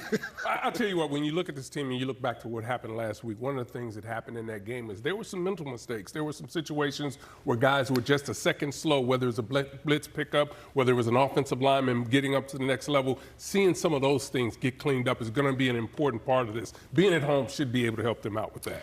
Michigan opens the day on the Big Ten Network tomorrow. The day ends with us in Iowa City for a chance to see history. Iowa and Kirk Ferentz will take on UMass. If the Hawkeyes get the win, that will be number 206 for Ferentz, passing Woody Hayes and giving him more wins than any Big Ten head coach ever.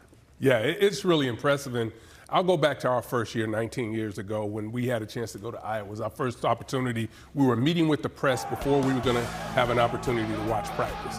And I can tell you at that point, there were people that were questioning the way that's wild. He coached the game and what was going on. Yeah. And he's been able to stay the course, do it his way, and he's really been productive and outstanding, and it's going to be a great honor when it finally happens.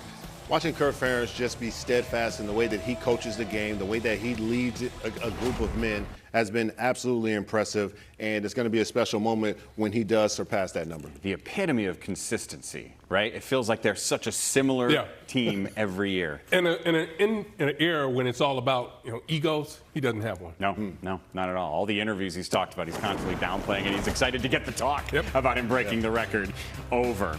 Yeah, you know what? I think Indiana State's outnumbered right now. That's a defensive sack. They've had 3 of them so far. 45-0 Indiana. I can relate to feeling outnumbered. Just call it what it is. Reminder, Saturday, 4 football games you can watch on the Big Ten Network. Starts off with Michigan, then in the afternoon, either Michigan State or Rutgers, and in primetime, Iowa, as Kirk Ferentz goes for the all-time Big Ten coaching wins record. Make sure you join us on Saturday. As for your game you're watching, well, these 2 schools are 59 miles apart on a map. Sure seem further apart on a football field, huh? Blowout so far for IU. Lisa, Jared, and Melody, back after this.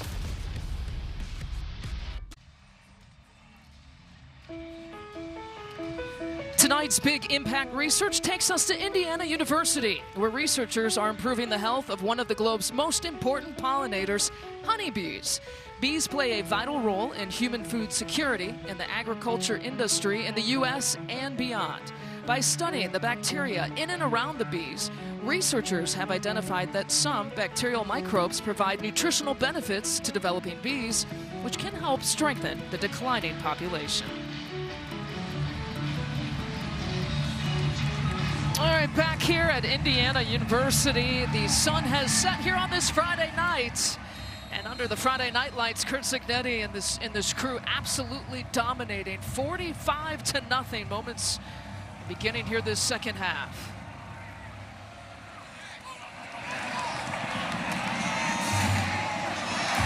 The return from Rochelle is stopped at about the 15-yard line. All right, 45-0 here at the start of the third quarter. Jared Thomas, a former Northwestern captain, Lisa Byington. We got Melanie Ricks on the sideline, too. A lot of superlatives, to say the very least, here for Indiana here in this first half. It was quite simple in that first half. That was a lot of bulletin board material that offensively and defensively the Hoosiers put up. So I know the way that Cignetti leads, he's expecting a lot of the same in the second half. Probably laced right into him, right? Very few words at that. That's right. That's right. All right, this Indiana defense pitching a shutout here so far. And the first series here of this third quarter. It's an offense here for Indiana State that's only picked up 1 first down here in the first half. 10 total yards of offense. And running into a crowd is Lawrence, trying to push it through. A gain of 5, gets about midway to the sticks. Your first half stats. These are real numbers, and it tells the story of the true mismatch of the first half. The 270 passing yard stands out to me because it's over that 250 passing yard mark I talked about in that first half and what he was able to do in multiple games with that type of effort at Cal. But it's the 5 touchdown passes as well that you can't see. A career high last week against Kennesaw State, and then outdoes the career high with another career high with 5 here tonight, and still counting. Against FCS opponents, but this Indiana State offense had been averaging almost 40 points per game, but going nowhere on that play.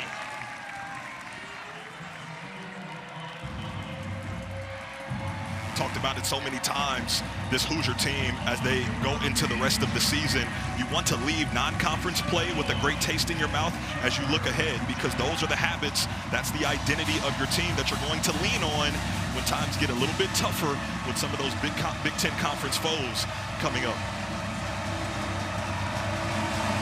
3rd and 8. They're 0 on 3rd downs. Forced to throw, keeps pushing back. It's Kamara, bats down the pass and incomplete. Brings up 4th down. I love that effort from Mike Heil. Kamara, 10 sacks a season ago. It was him and Aiden Fisher doing a twist game. It was the Mike linebacker first. You see it to the right of your screen. And then Kamara loops underneath and is relentless to the quarterback. One reason that so many for the Hoosiers were excited when he decided to come back, because that effort last year landed him 4th in the Big Ten with 10 sacks. The first time for a double-digit sack getter in 16 years. Yeah, the second most pressures on a quarterback last year in the FBS. 8 drives for this Indiana State offense and just 1 first down. And that ball will roll to about the 28-yard line. A punt of 55. And Fernando Mendoza will go back to work. 19 of 20 in the first half. 270 yards, 5 passing touchdowns. And they're doing the Mendoza switcheroo. It's not going to be Fernando. He's going to stay on the sideline. It's going to be his little brother, Alberto.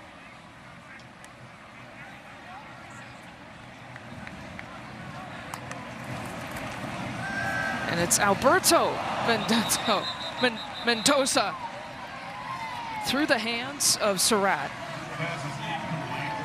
You know, we didn't see Alberto until late in the 4th quarter last week.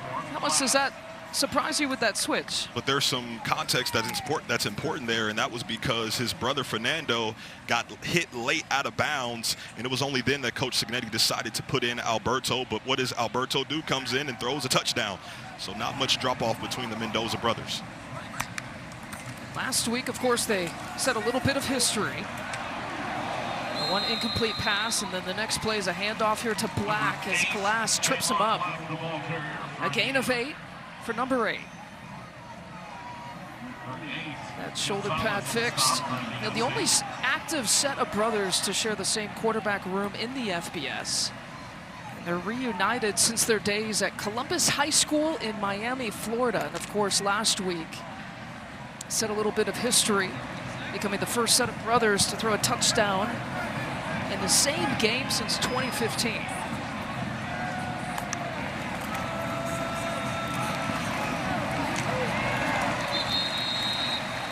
And the thing I love about that the most that you just talked about, Lisa, all of that history is phenomenal, but it was actually the first time for both of them throwing the touchdown for the Hoosiers. So some history made on the same day, in the same way for the Mendoza brothers. Gain of 6. And another first down. So older bro watching on the sideline, younger bro now playing. Still the same 3 rotation of backs right now to start the 3rd quarter. BB is in. Cooper Jr. is off and running. Make it 4 touchdowns on the night. Doesn't matter if it's Alberto or Fernando tossing to him. My old offensive line coach used to say the defense is just X's on the field, so don't give them more praise than they need to because they're all defenders. For the Hoosiers, it's all just efficiency and completions at the quarterback position. Don't worry about what number it is. If the last name is Mendoza, it's synonymous with touchdown pass. 58 yards on that pass play. The 2nd passing touchdown of Mendoza, Alberto Mendoza's career.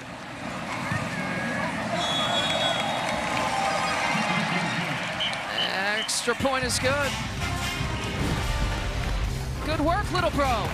Week 2, he finds Charlie Becker in the end zone. Week 3, a couple handoffs, finds the open window, and there's that man again, Omar Cooper Jr.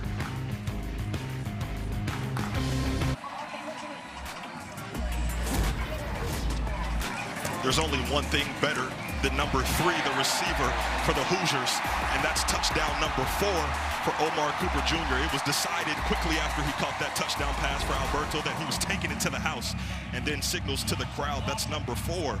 Put some respect on my name. It ties the program record for receiving touchdowns with James Hardy back in 2006. And this is Rochelle once again. Rochelle down the near sideline, almost to the 45.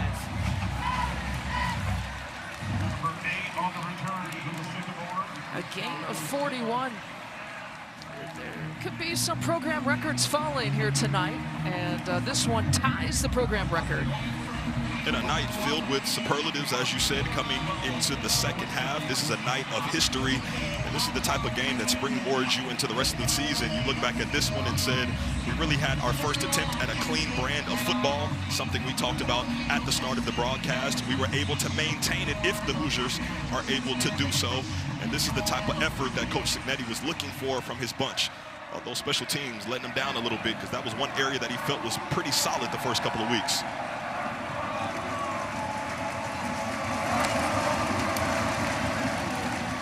The blitz coming with Pons, the corner blitz, and wraps him up. Landino, the first to get to him. Landino, one of those defensive linemen who got his red shirt burned in last season in the 2024 campaign. I guess when you do so much for your defensive line group, they can't keep holding you back, and they just throw you out there in the fire. He's done a nice job for the Hoosiers.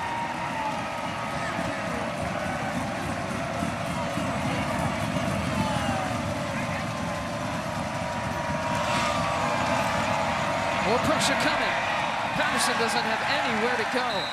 I mean, he stared right in the face of Kamara and Boykin.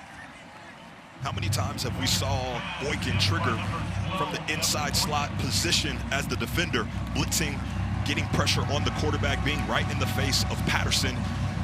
Once again, this defense from Brian Haynes is someone that he says, I look at defense as drawing up explosive plays to attack the offense, not just allowing the offense to attack us. And they have been in the driver's seat with that pressure all night.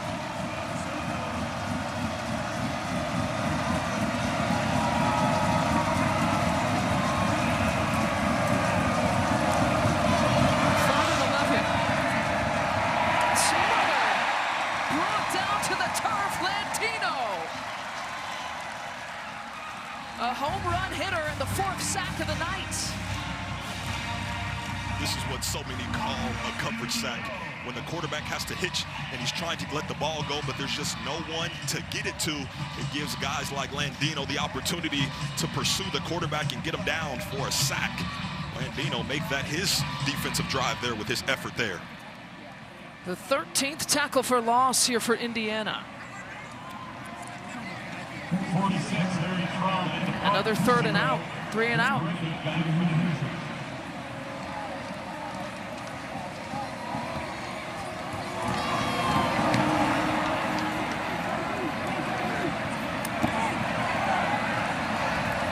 Jonathan Brady is stopped. Upon a 43, a return of 8.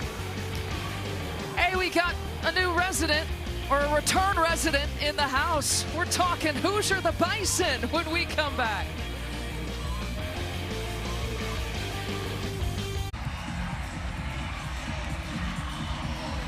Hoosier the Bison having all kinds of good time a little bit earlier here tonight. He could do a little bit of everything. He's returned to the IU campus after nearly a 60-year hiatus. Mascot's homecoming, a result of the Bring Back the Bison Act passed by the Indiana University student body in December of 2024.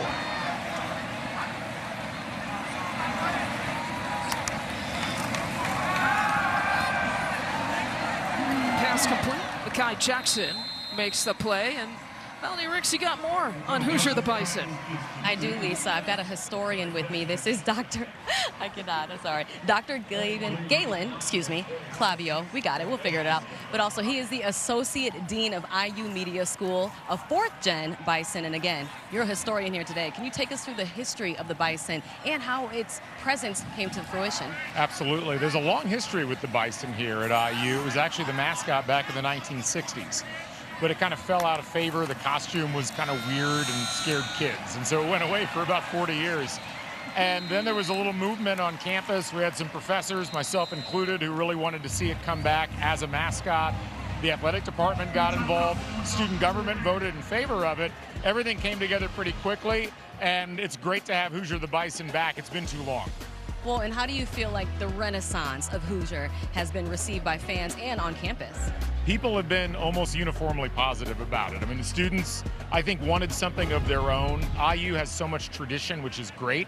But the Bison is something brand new, and it belongs to the students today. And the fans like me that have been around, have been alumni of IU, I think are really embracing it because there's a history with it here, not just at IU, but in the state of Indiana. And especially when it comes to kids, I feel like kids are the ones that really enjoy seeing mascots up close. You said 60 years ago he was a little bit scary, but how do you feel like the kids are reacting to him these days? They love it. I've got 2 girls under 10 myself, and they just think he's the cutest thing. We've seen lines for the Hoosier the Bison with kids coming into Assembly Hall and getting autographs with him. So that's one of the big things. You want to make it fun for kids, and having a big stuffed animal basically running around on the sidelines is a great way to do that. Well, and speaking of, what did Hoosier say to his kid before he came to the game tonight? I don't know. That's an interesting question. Though it's funny because I think what you say to kids is like, this is a fun thing to have around, and it's really exciting to have somebody out there like leading cheers, and it's just a great time all the way around, I think. Well, to answer that question, he said, "Bye, son, Lisa." See, I blew the joke. Oh. No. We threw a flag on your joke, Melanie. False start. Great execution, though, Melanie. That or a false start. Still second out. That is not going to make that man happy. Already frustrated with some of the penalties here in the first half.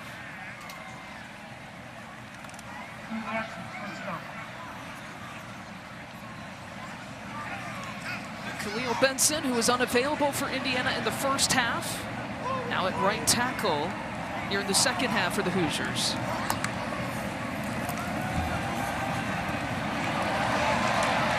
And Holden Stays, who picked up a touchdown earlier, nearly picks up the first down there. Well, during our interview, it's BB who took a hard hit here. I saw it right on the sideline as he goes down to the turf. He immediately grabs at that knee right there. Not sure what happened, but one of those 3 parts of that running back monster that they have coming out of the backfield. Hopefully he is okay. Picks up the first down. It's Kaylon Black.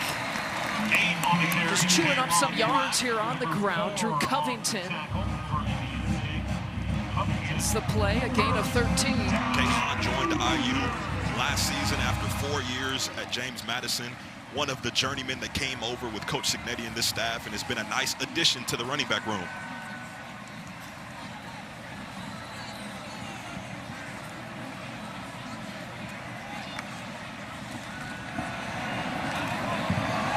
Mendoza. It's in and out of the hands there of Jackson, who's been targeted a few times at the beginning here of this third quarter. I just don't know if Mekhi Jackson got his head around quick enough that Alberto would have liked, just because that ball was on rhythm. As soon as Alberto got to the back of his drop, he already dropped it in the bucket, but Jackson just didn't look back and make eye contact with his quarterback. If you're just joining us, Alberto Mendoza starting the second half, the younger brother in the place of big brother.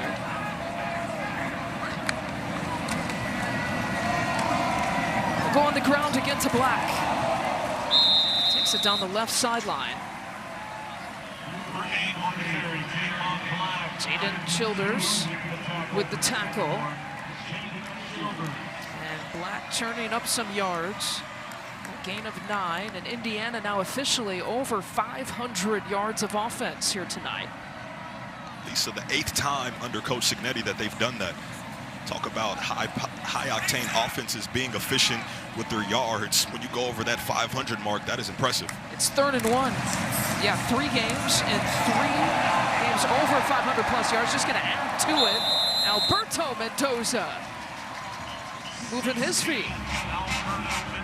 Glass with the tackle. And some smiles from Fernando. One thing that offensive coordinator Mike Shanahan talked about was more so about plays being called. I said, Coach, do you save plays for later in the season if you don't like what you're getting? He said, no, we fully empty out the arsenal, but we do bank some reps for things that don't get called. We do them in practice, so we just have the stimulus. Right now, I think they're banking personnel as well, something that could be key as the season goes on. It's Kobe Martin who's in at the running back spot for the first time, swings it over. It's Brady for touchdown number 2. A 12-yard score, and the Hoosiers keep rolling in the third.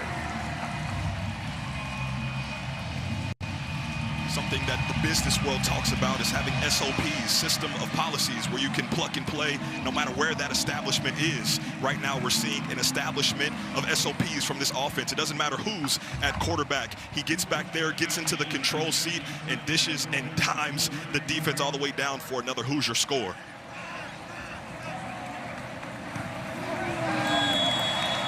How about the Mendozas combined?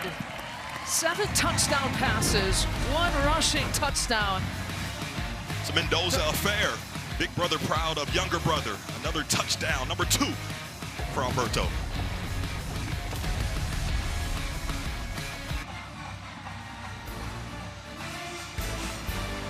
Big Ten Plus gives you access to more live Big Ten games, and tomorrow you can see the #1 ranked Indiana men's soccer team open conference play against Michigan.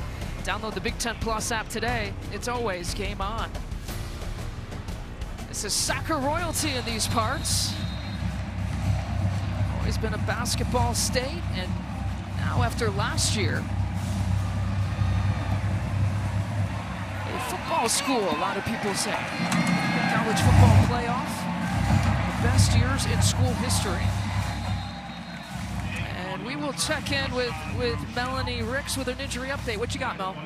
Well, Lisa, we saw him go back to the medic tent for just a few minutes. After that, he did emerge. He was limping a bit gingerly. He went to the locker room. As of now, no official health update, but I will keep you posted if we do hear anything more about Lee Beebe. Again, he limped to the back, walking a bit gingerly, and we saw that he may have hurt his knee. It looks like a lower body injury, but we're still waiting for the official confirmation, Lisa. All right, thanks, Mel. And Lee Beebe and Hippie and Black again, the heavy rotation of their 3 backs, and once again Kurt Cignetti. You know, that's one of the values and the benefits of having more than 1 back. You know, the numbers are going to play that you're not going to have 3 healthy backs throughout an entire football season. That's one thing you talked about, was the lack of depth. That's not one position that they have that at, but something to pay attention to as the season goes on. Another TFL in the backfield. Tyree Tucker and company escorting the ball carrier backwards, not allowing them to gain some momentum.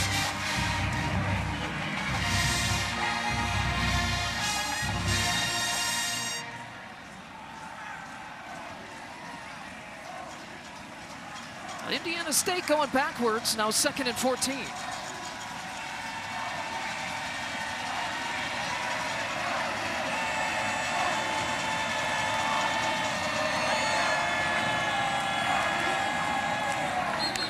Again, wrapped up and nowhere to go. Well, 3 Indiana defenders. Jamari Sharp leading the way, but hobbling off.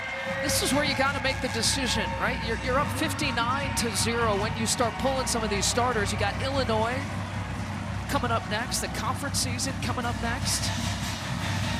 And this defense has absolutely throttled Indiana State. 14 tackles for loss and only 1 first down allowed. And 3rd and 14.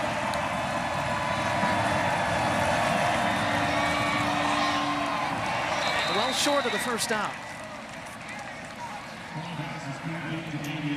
A pickup of 6, but a flag on the play. Lisa, before we get to that flag that was on the field, that's something to pay attention to, as you said, in that defensive secondary backfield, only because they've already done some shuffling in that position room. So any more shuffling puts them at even more of a disadvantage. Downfield, number 64. That penalty has declined. Result of the play, 4th down.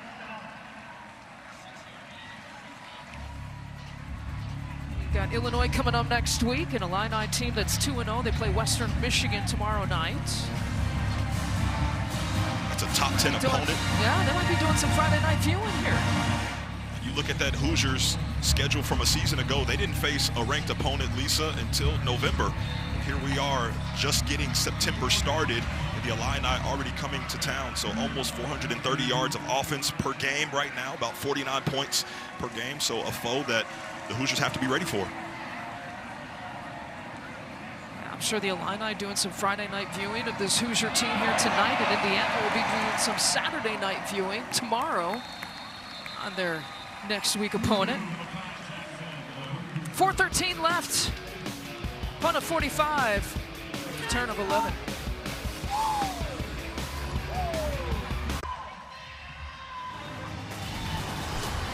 Bryce Underwood leads the Wolverines against Central Michigan. And then Kirk Ferentz looks to become the Big Ten's all-time winningest coach. All part of a football tripleheader tomorrow, only on the Big Ten Network and the Fox Sports app.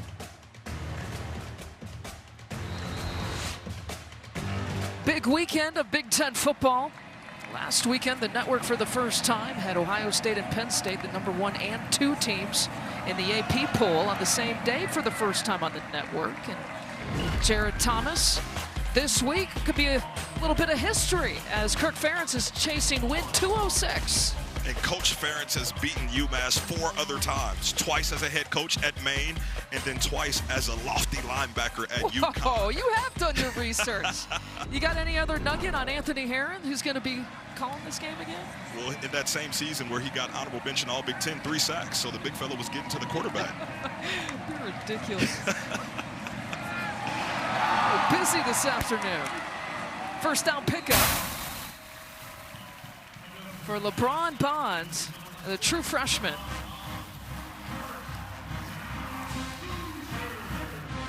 Got to see the redshirt freshman Kobe Martin, the running back out of Fishers, just north of Indianapolis, and then you see LeBron Bonds. So some young guys getting some burn in this second half. Like I said, this is always an important part of the game because young guys grow up quickly in games that are decided and help you later on in the season. Yeah, Kobe Martin playing in his 5th career game here tonight. We were wondering how long the starters here would go, and a flag comes in. Last week against Kennesaw State, it was really until the 4th quarter. 5-yard penalty. Still first down. That's Johnny with the penalty. And some of these backups now, you know, they're just, it's good experience, it's good reps, but the continuity probably isn't there right now. But honestly, Lisa, when you look at the college football playoff, and that's something that the Hoosiers made it to last season, style points do matter, as the committee have shown. So sometimes it's about running it up, because if it comes down to 1 or 2 things of layers of differential to the next team, I think that plays a factor. Mekhi Jackson with another catch. Gain of 6, 2nd and 9. Mekhi Jackson, similar to Elijah Surratt, St. Francis, out in Pennsylvania product, Appalachian State that is, transfer. 21 starts in his days before he got to the Hoosiers. Productive wide receiver. They were teammates over there at St. Francis, Pennsylvania.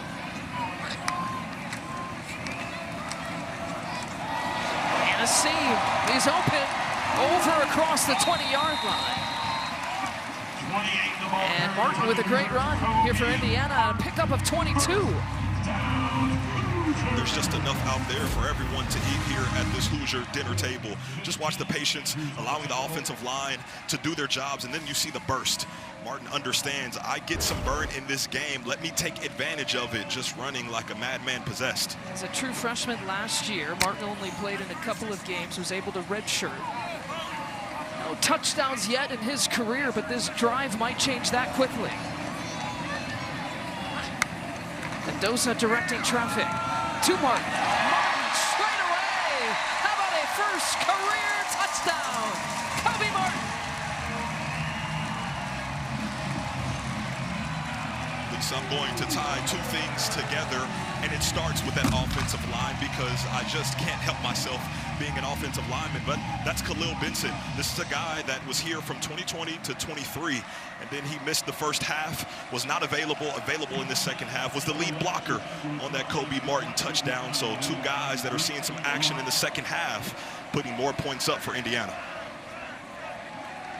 Allowed to give your own lineman some love?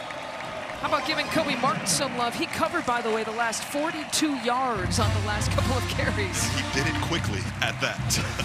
He saw the red in the end zone and said, I have an appointment with it, and got there efficiently.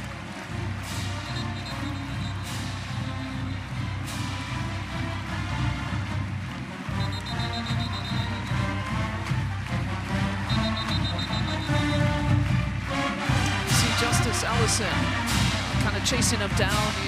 Very talented running back for Indiana last year. He's now an offensive quality control assistant coach and enjoying this new group of running backs for this year. But the thing that I love about this is sometimes guys that have great careers that don't go to the NFL sometimes get forgotten about, but not so much for Justice Ellison, still contributing, and one that is an important role for this offense, breaking down plays in real time, just doing an outstanding job. And the Hoosiers, 8 plays of 20-plus yards on the ground. ISU's longest play is 13 in this game tonight. So it just gives you some comparison between the two teams and how they've been able to get numerous explosive plays. Yeah, Rochelle gets a one-arm tackle by Isaiah Jones. Speaking of Justice Ellison, the 10 touchdowns he had last year, 848 rushing yards, and now on the IU staff. What you got to do with Kurt Cignetti's going to do? Well, bring in a guy who has the experience, a great leader. The guys look up to him, and now he can have moments like that on the sideline to celebrate and to teach with these new guys this year. And truthfully, it matters. When you have a guy that's just a coach, sometimes that coach didn't necessarily play your position or he didn't go to that university, but with Justice, that's a little bit different. He is touted in this program, and he's giving back to the younger generation. And Brock Riddle, now the backup quarterback, the backup to the backup, you could say, for Indiana State. It's a solid move by Torrey French. It's a 12-yard gain, but he ran probably about 20 to 25. And picks up a rare first down. It's first down number 2 here for this Indiana State offense. One in the first half, and right now one in the third quarter. Brock Riddle is your quarterback out of Greenwood, Indiana.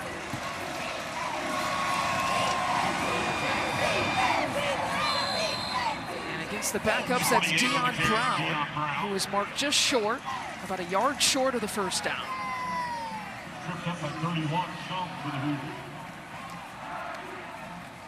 Deion Brown along with Ples Lawrence. That's a first down pickup. So back-to-back first downs for the first time here tonight. Rylan Gandy, backup defensive back here for Indiana, making the play. On the stop for Indiana.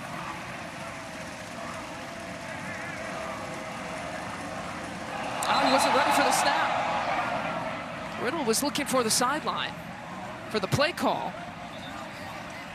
Some insight into those second-string players coming in and not understanding how the operation goes as the final seconds of this third quarter comes to a close. Luckily for the Sycamores, they were able to pounce on that one. This is the end of the third quarter. It's the end of the third quarter. A big lead for the Hoosiers headed into the fourth.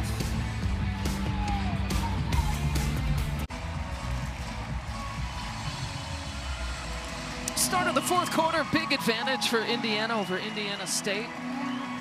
Two teams, two schools separated about 60 miles apart. Both teams coming in with 2-0 records. Indiana State, though, hasn't faced an offense or a defense like this yet this year.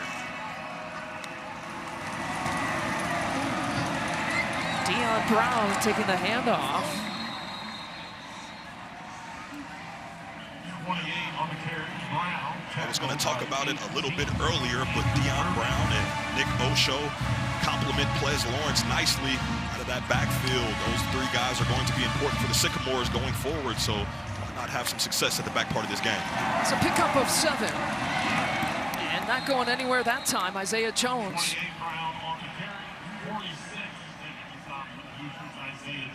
Already has a sack to his name here tonight. Brings up another third down, and Deion Brown hobbling off. It's just that point in the game, body starting to break down after what is a major output just early parts of the season. So guys still finding their footing with their conditioning and just the maintenance of their bodies. Third and 6. Pass complete but short. 4-yard gain, fourth down. A mini test for this Hoosiers defense.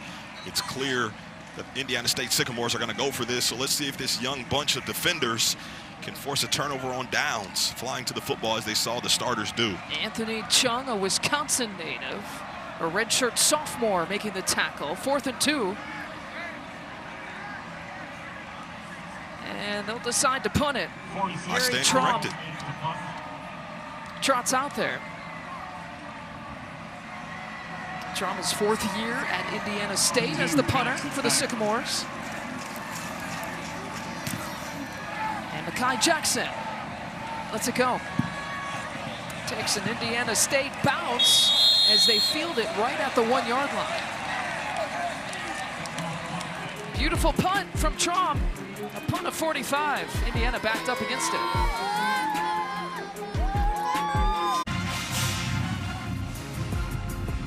Well, it's a big number night, so you would expect some records to be set. They certainly have. 45 first half points, the most since Western Illinois back last year. Omar Cooper Jr. has tied a record with his 4 receiving touchdowns, the most since James Hardy in 2006. Fernando Mendoza, 950 completion percentage, 19 of 20. Coop Signetti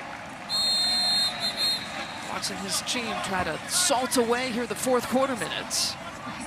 Get some valuable reps for the backups and also stay healthy. I would even take those statistics that we saw coming back from the break a bit further for some more reflection. This team for the Hoosiers has been rolling offensively since the second half against Kennesaw State last week, where they scored 35 points in that second half. Kept up that same effort with what they did in the first with those 42 points. The Hoosiers are rolling right now. Alberto Mendoza still your quarterback. Remember, Indiana was backed up against it. Beautiful punt coverage. The 45-yard punt, Braxton Sampson on the stop. You see Fernando Mendoza, now Alberto Mendoza, his younger brother. What are the biggest differences or maybe even similarities? What jumps out to you about those guys? Just the fact that Alberto is just younger. I think with time and experience, these reps are going to be invaluable for Alberto. But as you look ahead for him and seeing older brother do some great things, why not learn from your older brother and be a young guy and take advantage of your opportunities when they come your way? And he's done exactly that in the last 2 weeks in particular. Offensive coordinator Mike Shanahan says they're basically joined at the hip, as you would expect, and almost threads a beautiful pass. It wasn't intended for Mekhi Jackson. I just don't think Mekhi Jackson expected that football to float over the hands of the defensive secondary for the Sycamores. But that just speaks to the skill set that Alberto has with that touch on his passes. This is the first punt for Indiana this game. It comes with 11:44 left to play in the 4th quarter. That speaks to the domination for these Hoosiers against a very overmatched FCS Indiana State opponent here tonight.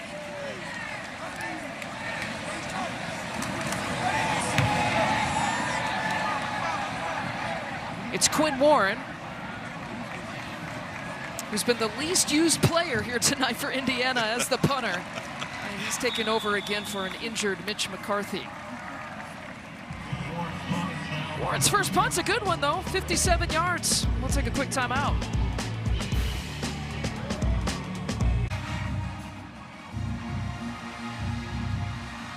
"66 points Indiana has put up. Omar Cooper Jr. has 4 touchdowns, so he's added a lot to that 66 points. Tonight's Good Hands moment, sponsored by Allstate. How about 4 moments? Sarah Thomas has 4 touchdowns. All 4 of them. I understand the strategy by the Sycamores. Put a lot of attention on Surratt, but the only thing they forgot to do was cover number 3, because he hurt you for 4 of them.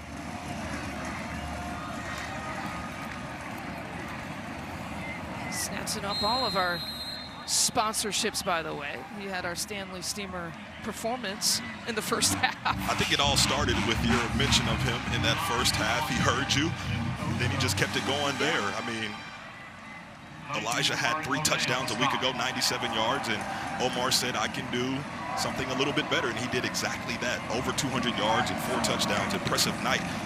Just kind of wondered if this season would be better than last season, which was his best year here so far. And he almost basically had a season here tonight with those numbers. All by his lonesome. That's right.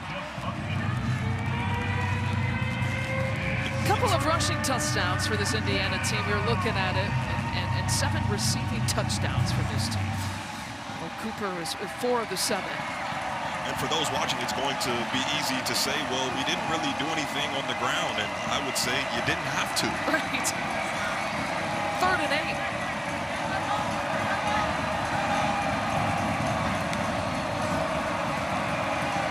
Here's Brock Riddle. He's got to roll away from the pressure, and on the move, the catch is made to Singleton. Really, really impressive play. Maybe one of the best plays here for this Indiana State offense. As he rolled out, you see steps up in the pocket, gets out of the pressure, putting him under duress, puts the defenders in peril, and keeps his eyes down the field and completes one. Yeah, it was the best play and the longest play at a gain of 17. That one over the head of no one. Couple of players to no one. Turvey again providing the pressure.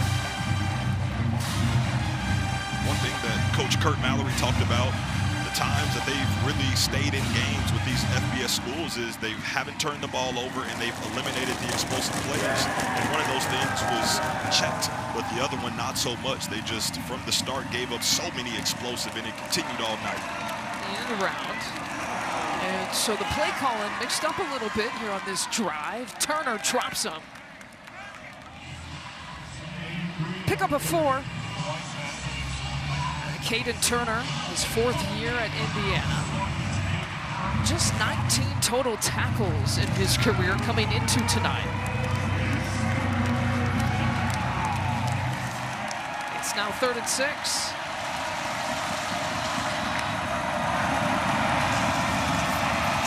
Riddle is wrapped up.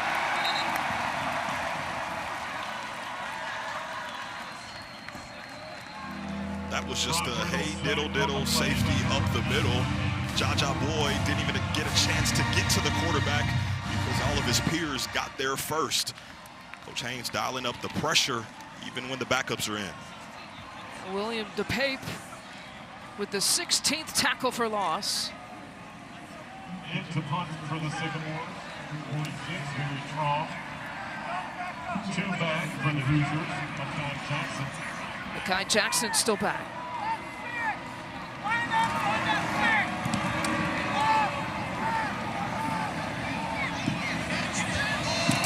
Now they tried to save it. It'll be a touchback. Nearly backed him up. Back-to-back punts. 8.5 minutes left to play. This guy's team's up 66 points, and you wouldn't know it.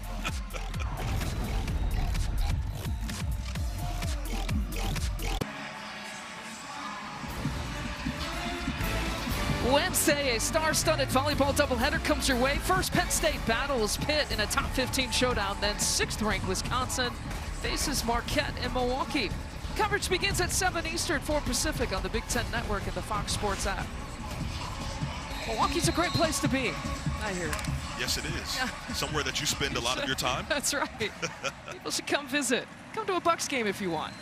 Grant Wilson is the 3rd quarterback here for the Hoosiers. A transfer out of Old Dominion. And Martin is still the back here for Indiana. He's the 4th running back that we've seen. He picked up his first career touchdown of his Indiana career. Here's Grant Wilson out of Virginia. And the Old Dominion transfer, his first year at Indiana. It's his 3rd school. He's been at Old Dominion the last couple of years. Also played some football at Fordham. 14 starts, 22 career games. He comes in with a lot of experience. Listed as the 3rd string behind the Mendoza brothers. And Martin spins off a tackler. What a beautiful run. Kobe Martin showing some things. He's already shown multiple times in that 3rd quarter alone that once he gets through that line of scrimmage, if you're trying to tackle him with just one arm, that's not going to be good enough because the velocity that he is running with is nothing to be played with. A gain of 14. Another first down here for Indiana. We showed you the records either being tied or broken or lots of points being scored since blank. Last year, remember that Western Illinois game? Indiana won last year 77-3. This game is about as close to that game as you can get. Martin spin cycle once again. About a gain of 5. Caden Gajewski making the play. You see the Mendoza brothers, the quarterback comparison. I mean, Fernando Mendoza. Couldn't he have been perfect? I mean, the slouch, the one incompletion. That's probably what they're laughing about. Like, really, you got 9 passes and 3 incompletions?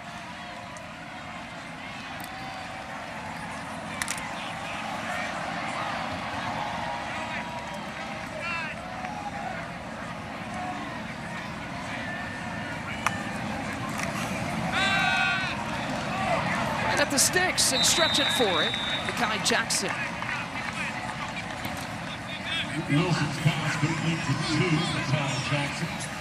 Again, the next 3 games are tough here for Indiana. We've talked about the Illinois game, September 20th. It's the Big Ten opener. Really, if you think about the next 3 games, Illinois, at Iowa, at Oregon. Those 3 games could determine if Curt Cignetti and this squad will return to the college football playoff. Truthfully, talking to some fans on the way into the game today, they're looking forward to those games to truly see if this team is similar to last year's team with excitement and results. And Sean Cuno with his first carry and brought down just short of the first down. Nick Yatsko again. He's been in on some tackles, pickup of 7. Austin Liebfried leading the way on that run play, flatlining a defender, showing that although I'm with the second string, I can still produce at a high level. Offensive lineman out of Wisconsin doing a nice job pulling out on the perimeter.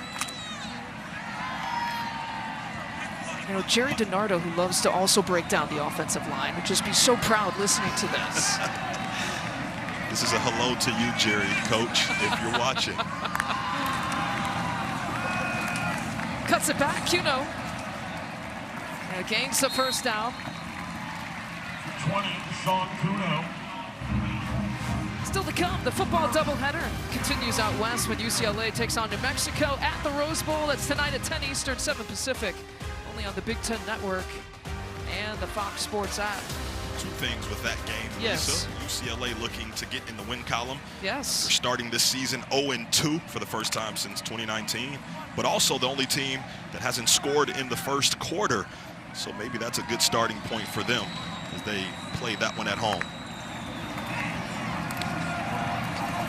Here's Martin.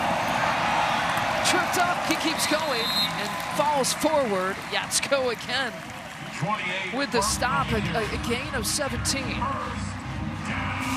Let's give him a new nickname. Instead of Kobe Martin, just call him Kobe Jukebox. The joystick getting spammed as he gets out on the secondary. 1 foot in the ground makes a guy miss. Almost got a second guy to touch earth before proceeding even further.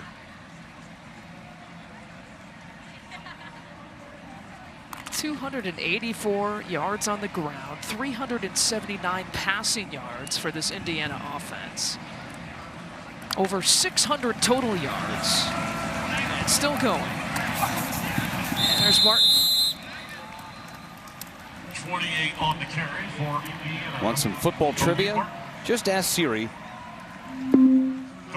Which coach has the most college football championships?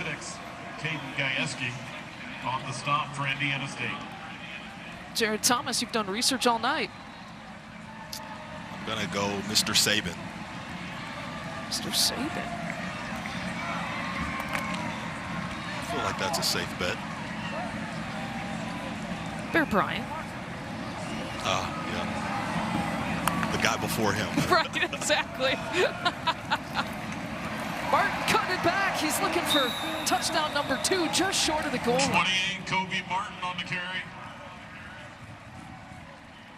32 on the stop. Well, Siri asked the question. Siri can give us the answer, too. We have that coming up next.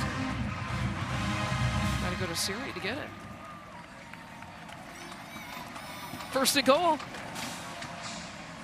As Jared breaks out his phone. I'm just waiting to see if this IU offense is going to eclipse 300 rushing for the 3rd straight game. They did it the first 2. They call Kobe.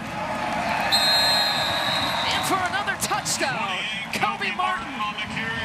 His 2nd score of the night. It's a little thing, but it matters. He did so much work to get you all the way down there. Reward the young man and get another touchdown for him and the Hoosiers. Nice job by that young man, toting the rock all the way down the field.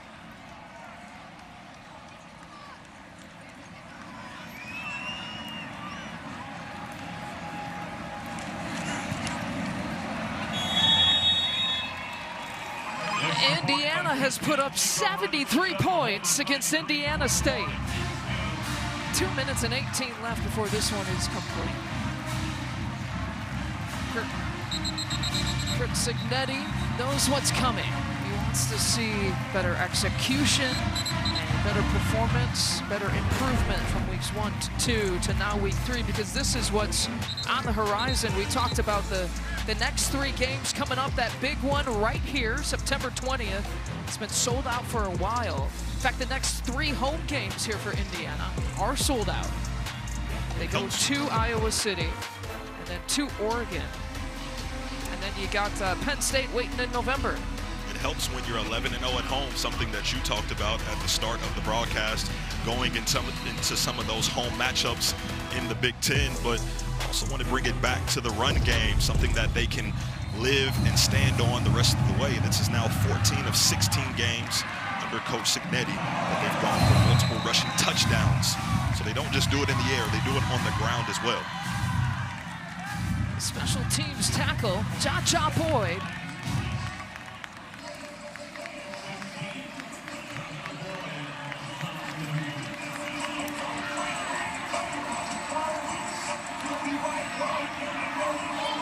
Nick Saban holds the record for the most national championships. A total of 7. So I was right. You were right. For anyone thinking about texting me after that, just go ahead and unsend that doubt message. In your mind.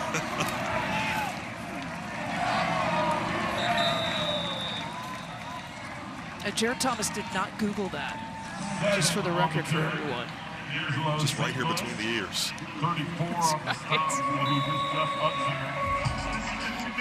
The 2-minute timeout is here in Bloomington. We will step aside. Hoosiers up big.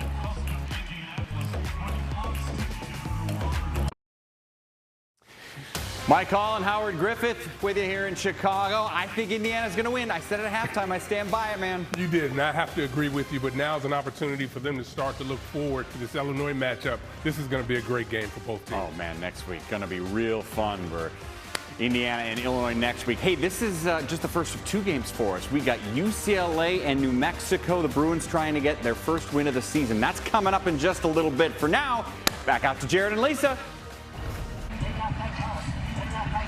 Oh, Mike Hall, it's so good to have a Friday night date with you. Here, 2 minutes left to play. Jared Thomas, Lisa Byington, Melanie Riggs on the sideline. Kurt Signetti on the sideline. Pensive about this game, 73-0.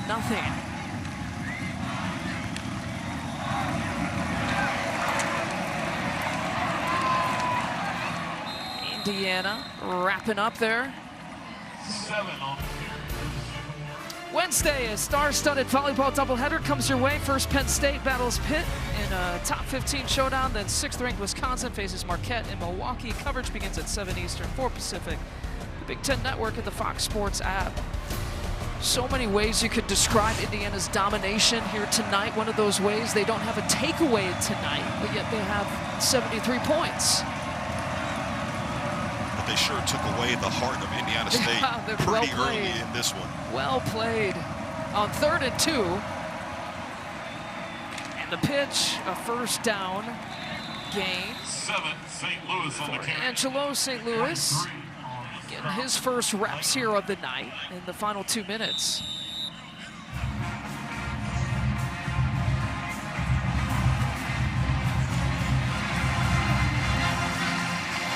Signetti.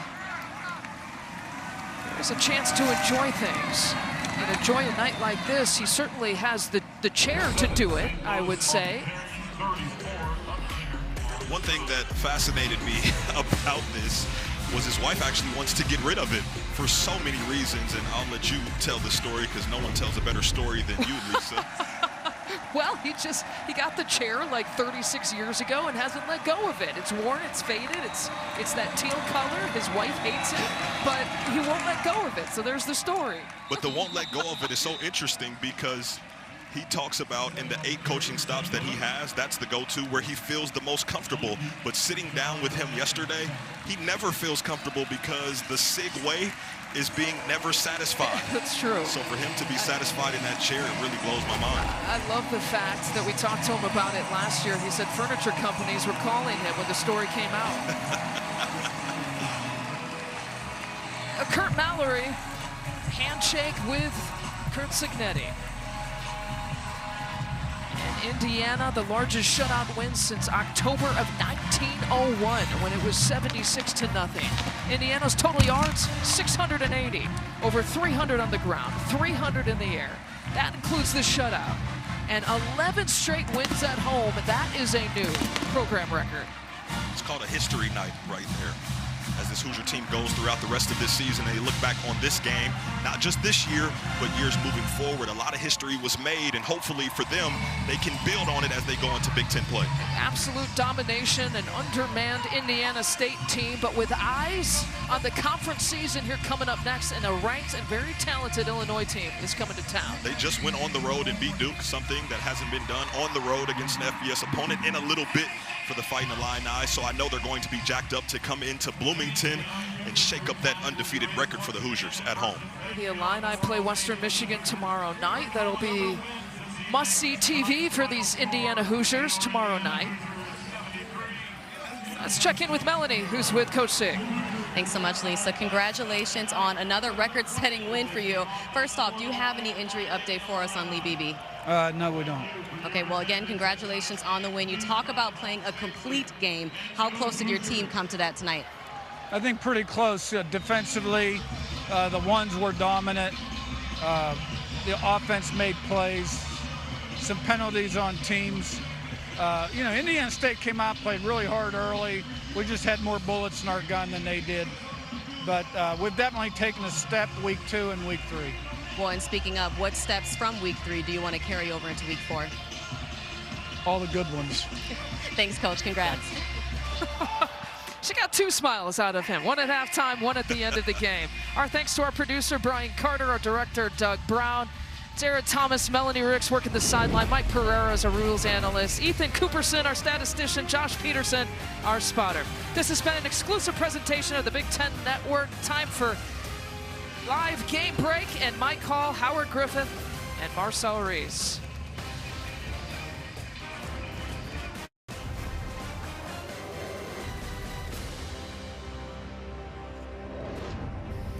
Game 1 in the books. Game 2 coming up next. Nico Iamaleava and the UCLA offense trying